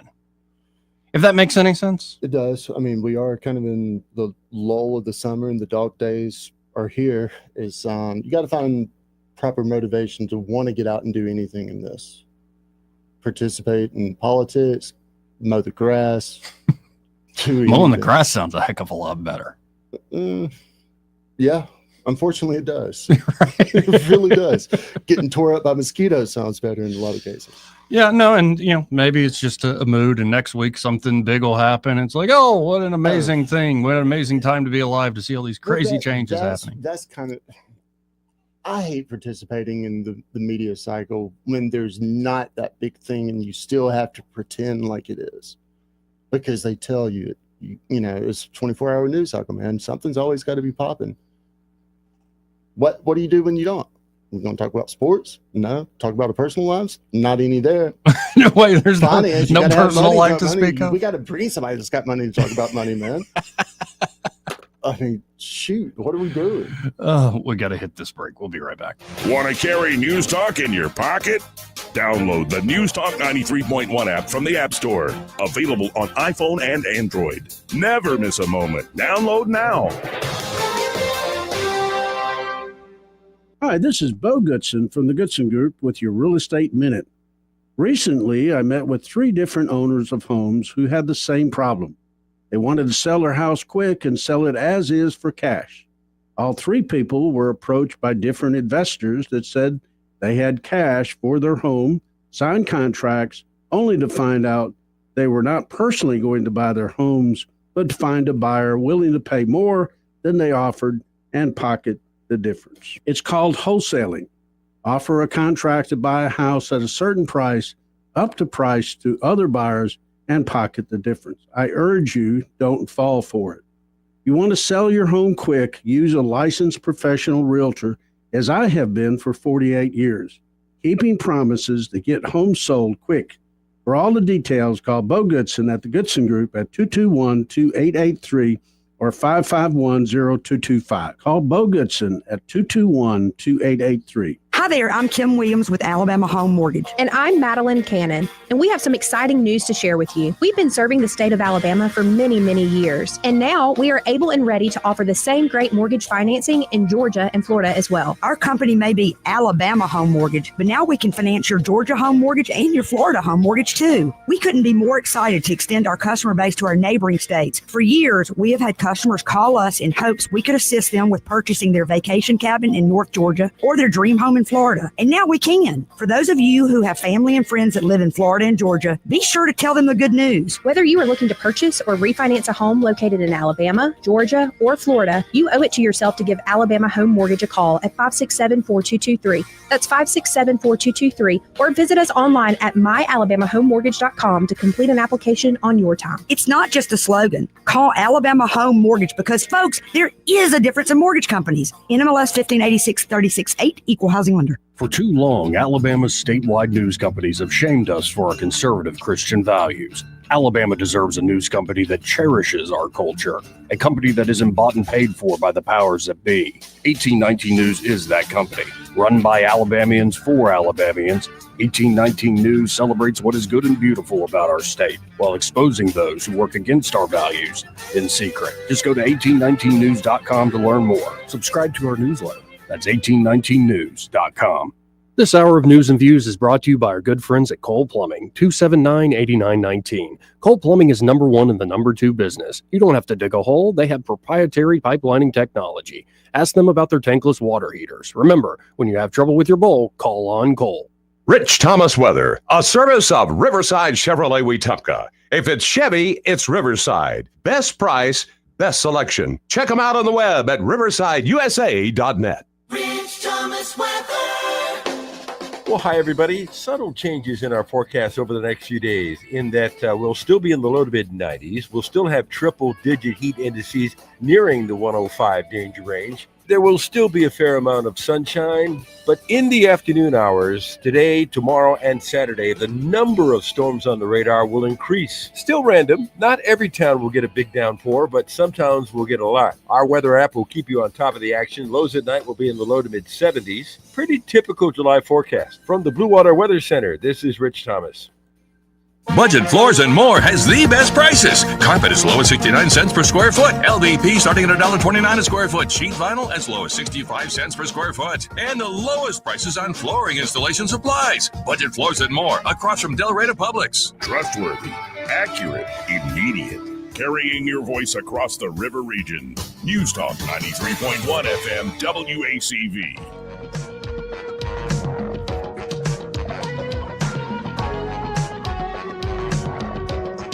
Joey Clark. Welcome back. Let's go right to the phones and talk to Stephen, I believe. Hey, Stephen, how you doing? Very good. Last week you had Councilman Singleton on about the Whitewater Park. Yeah. You remember that? Sure. Anyway, when they did the construction, they closed up the access to the Powder Magazine Park and boat ramp, and they have a historic magazine building down there. Well, I talked to Councilman Singleton yesterday, and he said what they're going to do, they got due funds, of course, but they're going to open that up, pave the road, and go down to the county park and clean it up. So it'll be good again. So I just want everybody to know. Okay, that's good. I think you caught the replay of my conversation with Doug Singleton, but it's good to have them on. And that's good that there's actually moves being made there. Okay, because there's a sign down there, and there is no access when they're doing the construction. So it's depending on the funding, it should be by the end of the year. Awesome. Well, I appreciate it, Stephen. All right, have a great day. You too, sir. Let's go to Ken. Hey, Ken, how you doing? Hey, Joey. I know Ray Bowles is coming up here in just a minute, but sure. After years of you pestering us on the radio to use Prattville Carpet, I finally called them, and I could not have been happier. Awesome. It is just like you said. They came out, took a measurement. Yesterday, my wife and I picked out the flooring. We actually agreed on everything in about 20 minutes, walked out the door, and got it scheduled to go in. I mean, what more could you ask for? Man, that sounds better than marriage counseling. And I told him Joey sent me. I love that. Awesome, Ken. I'm glad you had a great experience. Not surprised, but very glad nonetheless. And I'll be sure to tell Ray about you. Yeah, hopefully they didn't say, "Oh, Joey sent you 10% markup." Just kidding. No, I just wanted to share that with you because it really was a good experience. Awesome. Well, thank you, Ken. All right. No, and hearing stuff like that makes me happy when we're connecting somebody with one of our great sponsors. Honestly, I've learned that because I've seen people come and go in talk radio, like hosting. Some more talented than others. And there often is this like, I'm going to change the world, or I'm going to change Montgomery, or I'm like all that motivation. And if you can choose your motivation, I'm not saying don't have it, but I've learned that is the wrong way to approach this job. Honestly, it's not a matter who wins elections. It's not a matter of what the yahoos on Goat Hill do, or even the county commission. The local guys, you get to know them, and they do stuff that annoys you. But it's like, yeah, what's the commission and the council and the mayor up to now? But it's not about that. Often I've learned, and I learned this in many ways from Greg, like that guy who works in the truck all day. It's hot outside. He's working his tail off. We say something stupid that makes him laugh and have a moment of just relief in the midst of that hot day. Okay, that's what we're here to do in a lot of ways. Or it could be a little more serious, make somebody think about something that they hadn't thought about. Or, oh, that's a new piece of information. I can go look into that. Like, I'm never trying to give it necessarily the whole story. I'm just saying, hey, I saw this. You want to follow that rabbit hole, knock it out. You're not always trying to be right. No, I've learned, and some people take that approach. That's just somebody's personality. Again, there's a lot of ways to skin a cat, so to speak. But I find that we're going to change the world, and like this is what you'll hear from a lot of the national hosts. Like, I love Glenn Beck, for instance, but the whole like the truth lives here. It's like, oh, come on, man. Anybody that's selling that, I just want to ask them, like, can you change your block? Go change your street. Like, do something small before we change the whole world. Just prove to me that you can go pick up litter for like a week every day. The reason somebody like Glenn has been so successful is because he did change people's lives. He did give people something to laugh about, something to hope for, something to do to know they're not alone in their opinions. And that's yeah, but the you best do the thing. same thing. Like, yes, there's no telling like how many marriages you saved just because somebody got a chance to vent, through the course of the day. That's true. I mean, seriously, man. I think I told you, I was shopping somewhere and someone was like, hey, are you Byron? The guy that's on 93.1 every once in a while. I was like, yeah. He's like, man, thanks. Just for being a part of the show in the community. It's like, rock on, dude. Like, that made me feel good. But like, the main thing we do here, entertain. No. We sell advertising. This part of the program brought to you by Alabama Home Mortgage. Kim and Madeline there doing great stuff. It was great seeing Madeline earlier in the week. Yeah, she hung out all the rest of the show. She's awesome. Man. I love Madeline. And they're at Alabama Home Mortgage. They can help you with buying a home, get you started with pre-approval, walk with you all the way from pre-approval all the way to the closing day. But they're doing a lot of refinance deals right now to help people out with debt issues, credit card debt. Maybe you took out, say, a second mortgage, or they use some other fancy name, but a second mortgage, and it was an adjustable rate. And you're like, oh, no, this is going up way too high. Any sort of debt issues, they can help you with a great refinance deal. They're at Alabama Home Mortgage. And, of course, if you're a veteran, they know the latest with the VA home loan programs. If you not use these benefits, they're benefits you earn through your service veterans, and they're the best deal in the real estate market going. Like, you're leaving money on the table. Just at least call Kim and Madeline to see what they can do for you at 567-4223. That's 567-4223. Or you can visit them on the web, apply online at myalabamahomemortgage.com. There is a difference in mortgage companies. Again, let Kim and Madeline prove that to you today. NMLS number 1586368. An equal housing lender. Let's go to line 1. You're on there. Who's this? Hey, fellas. Hey, Randall. What's up? Hey, man, not much. Just back you was talking about the chat GPT. I mean, the AI in general. It really needs to be used as a tool to tell it to do things more than ask, right? Or how do you see it, Joy? Yes, I think it will give you back what you put in. Now, it can be very, very useful. Like, say you got 2-3 big ideas in your head. You kind of want to mash those ideas together, and you use the AI to sort of do that in a very quick way. Or you want it to sort of, here I'm thinking this, and it can give you different perspectives. But at the end of the day, it's not like some oracle that's saying, like, know thyself, and you're going to be the next Socrates. Like, that's not, I think, how this thing works. It's more a tool for you to reflect, to solve problems. It is, at the end of the day, a tool. And you was talking about the military having it, which I know NASA is their own thing, and it's hooked to the military in a way. Well, it is. They used it in the 60s. They used AI in the Merit mission series, and they used the AI from the 60s to the 70s doing that. And then AI is being used on Starlink to send them out of orbit. Oh, sure. Sent almost 500 this past 6 months, and done burn them up. So AI is a good tool, I think, to tell it to do things. But man, when you ask it, you still ask them the general from the whole, what's everything's in the whole wide, I guess, internet is what you ask. So it's whatever is the most popular is what the answer they're gonna give you. And you can kind of boss the thing around too. You can say answer in this particular way. Keep it concise. Actually treat this person like a friend, or be over the top, or be mean, or be critical. Like, you can tell it in the middle of answering, stop. That's not what I want. You boss the thing around. And actually it works better that way if you say, I know you can do it, think hard or else. And like, it often that motivation, you have to control the thing. Don't let it control you. And I've seen the horror stories of it controlling people, which is kind of a whole other subject we don't have time to go into.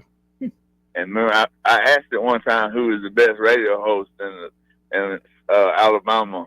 And you remember? I don't know if you remember that or not, but I didn't know if it was just telling me what I wanted to hear or if it was really being truthful, Joy. Because it puts you, and it had 5 different sources that it sourced it out of, but it puts you at number 1. No, I lied. It is an oracle. It's like the voice of God. We perfected it. We can move on. Yeah, something. It's doing something right. I appreciate it, Randall. Appreciate it. We'll see ya. See you, Rand. Great hearing him back on these airwaves too. Was missing that guy. Yeah, man. I mean, the personal connections, the relationships, and everything is impactful. It really is powerful. Well, I have a buddy who he said he's listening every night as sort of like a nighttime ritual. And I'm like, listening to what? He's like, your show, you dummy. And he just had a son. Long live Logan.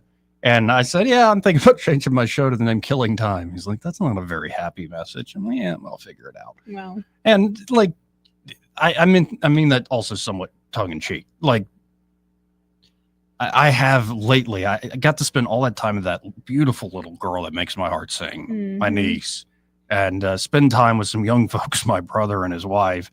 And I get back here and I look at the news. I'm like, like I really have had a motivation problem, let's say, this week, but you power through. You do. I mean, it can become a grind, but yeah, as the kids used to say, that's adulting, right? There you go. Hey, this part of the program brought to you by Dylan Rings. And there at Dylan Rings, Josh and Leslie Ryder are ready to help you with any and all of your jewelry needs. We went over how the birthstone this month is ruby, and they have a lot of options there for you if you're looking to get a great birthstone-based piece of jewelry. But they do all sorts of stuff, like a spa treatment. Say there's a piece of jewelry item that you wear all the time, and it looks like it. Like you've been wearing it every day for years. Well, they can give it a spa treatment and make it shine and shimmer like it's brand new again. They also have just an amazing selection across the board from high-end to everyday jewelry items. They can also do repair work, including watch repairs, battery replacement on those watches.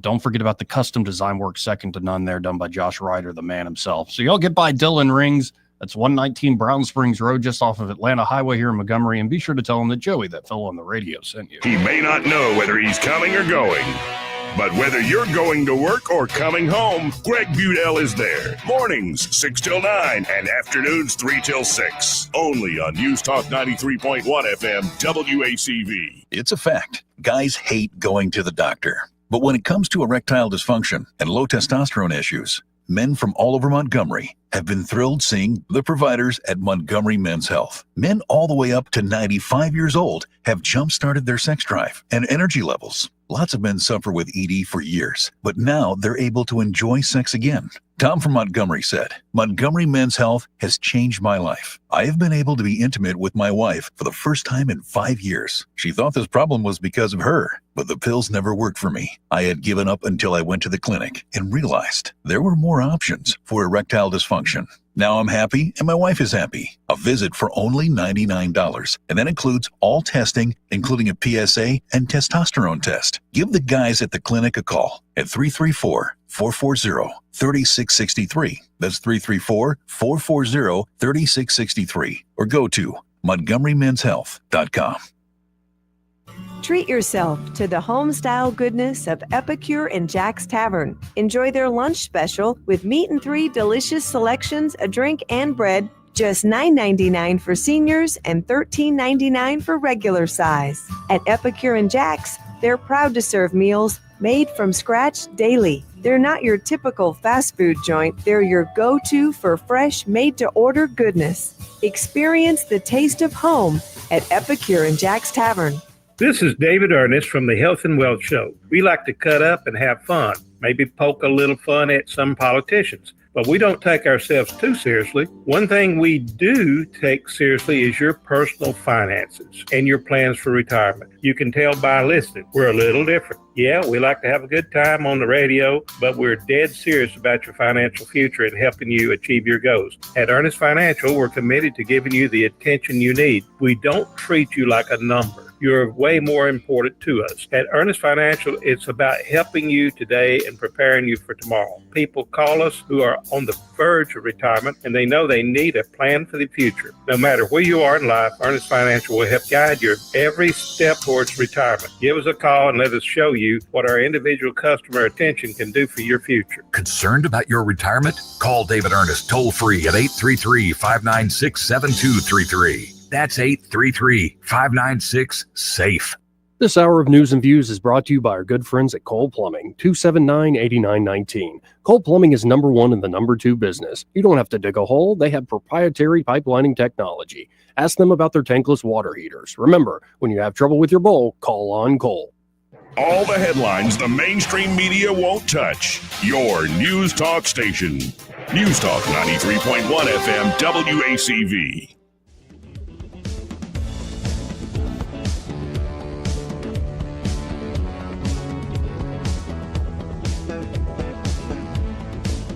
Welcome back. Let's go right to the phones and talk to Ray Bowles from Prattville Carpet. Hey, Ray, how you doing? Man, I am glad to be back at work. I can tell you that. You were away for a little while. Well, my middle daughter, Emma, lives in Blue Ridge, right? Mm-hmm. Georgia. And if you're not familiar where that is, it's North Georgia. Well, the problem with having a daughter that lives in North Georgia, she still thinks I can do a remodel for her like she lives in Prattville, Alabama. And she's the worst paying customer ever. Mm-hmm. She hasn't paid me yet for anything I've done for her. Never seen a check from her. Man. So, yeah, we tore out a wall, tore out all the cabinets, took up the tile, prepped out the floors. And I got my cabinet guy that builds our cabinets for us. He's building our cabinets, and I got to take the cabinets up in 2 weeks. And I don't like physical labor either. This is not my cup of tea. The problem is I can't tell her no. She's got me wrapped. Well, I mean, these guys listening to me, they know what I mean. If you have daughters at 3 years old, they get you wrapped around the little finger. It doesn't matter if they're 30. They still got you wrapped. there you go. Yeah, and well, I'm glad you're back, though, because I talked to Chad yesterday, and I think he was giving out all sorts of special deals or something. I don't know. Whatever he said does not count now. That was a 24-hour deal. I'm back. No, we still have tons of great buys in here. We've got our vinyl plank cash and carry still going out of here for $1.39. You're not going to get that pricing at the big box store. Our Pergo month is going on with a rebate up to $1,000, depending on what you buy. And it goes on and on. Give us a call, 285-8117. We'll come out and give you that free measurement. Next thing you know, you got a floor down. Just that simple. Just that simple, folks. Again, that number, 285-8117. And be sure to tell them when you call them up at 285-8117, you heard Ray Bowles on the radio with that Joey Clark fella. Hey, have a great day. Appreciate it, man. Yeah, that moody Joey Clark fella. But, I was talking with this one here.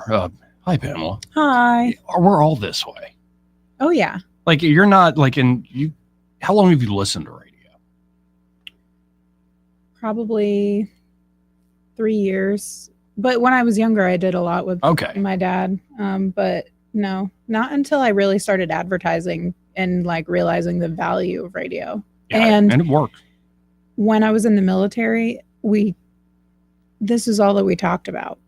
All this stuff. All of this stuff. Right, and then I went and worked in a spa with all women and totally lost touch with a lot of that, or people to commiserate with, really. Yeah. And then found it back here. No, we're running over. I was just asking her how she got into radio. Take your time. I'm tired. So, actually, I'm tired too, and moody, so I'm going to get out of here. He's like, click, bye. Y'all stay tuned. Happy hour with Greg. Are you been getting some sun? Yeah.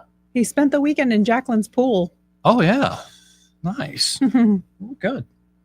Not just today. You've been just looking good in general. Anyway, I'm out of here. Broadcasting from the Riverside Chevrolet Master Control Center, this is WACV Cusana, News Talk 93.1 FM. When it's Chevy, it's Riverside. With SRN News, I'm John Scott. There was a worship ceremony at a high school stadium in Kerrville, Texas. The vigil was held Wednesday night to remember the 120 people who died in flash floods over the July 4th holiday. More than 160 still believed to be missing. The mountain village of Ruidoso, New Mexico, rebuilding from flash flooding. Crews are working to clear broken trees and muddy debris from streets after monsoon rains. A man and 2 children were killed. Palestinian activist Mahmoud Khalil, whose role in campus protest against Israel led to his detention for over 3 months in immigration jail, is now seeking $20 million in damages from the Trump administration. The government has accused him of leading protests aligned with Hamas. On Wall Street, the Dow up 237 points, the Nasdaq adding 30. This is SRN News. It's Mike Rohn. If I have a choice, I like to do business with companies that actually stand for something. That's why I switched from Verizon to Pure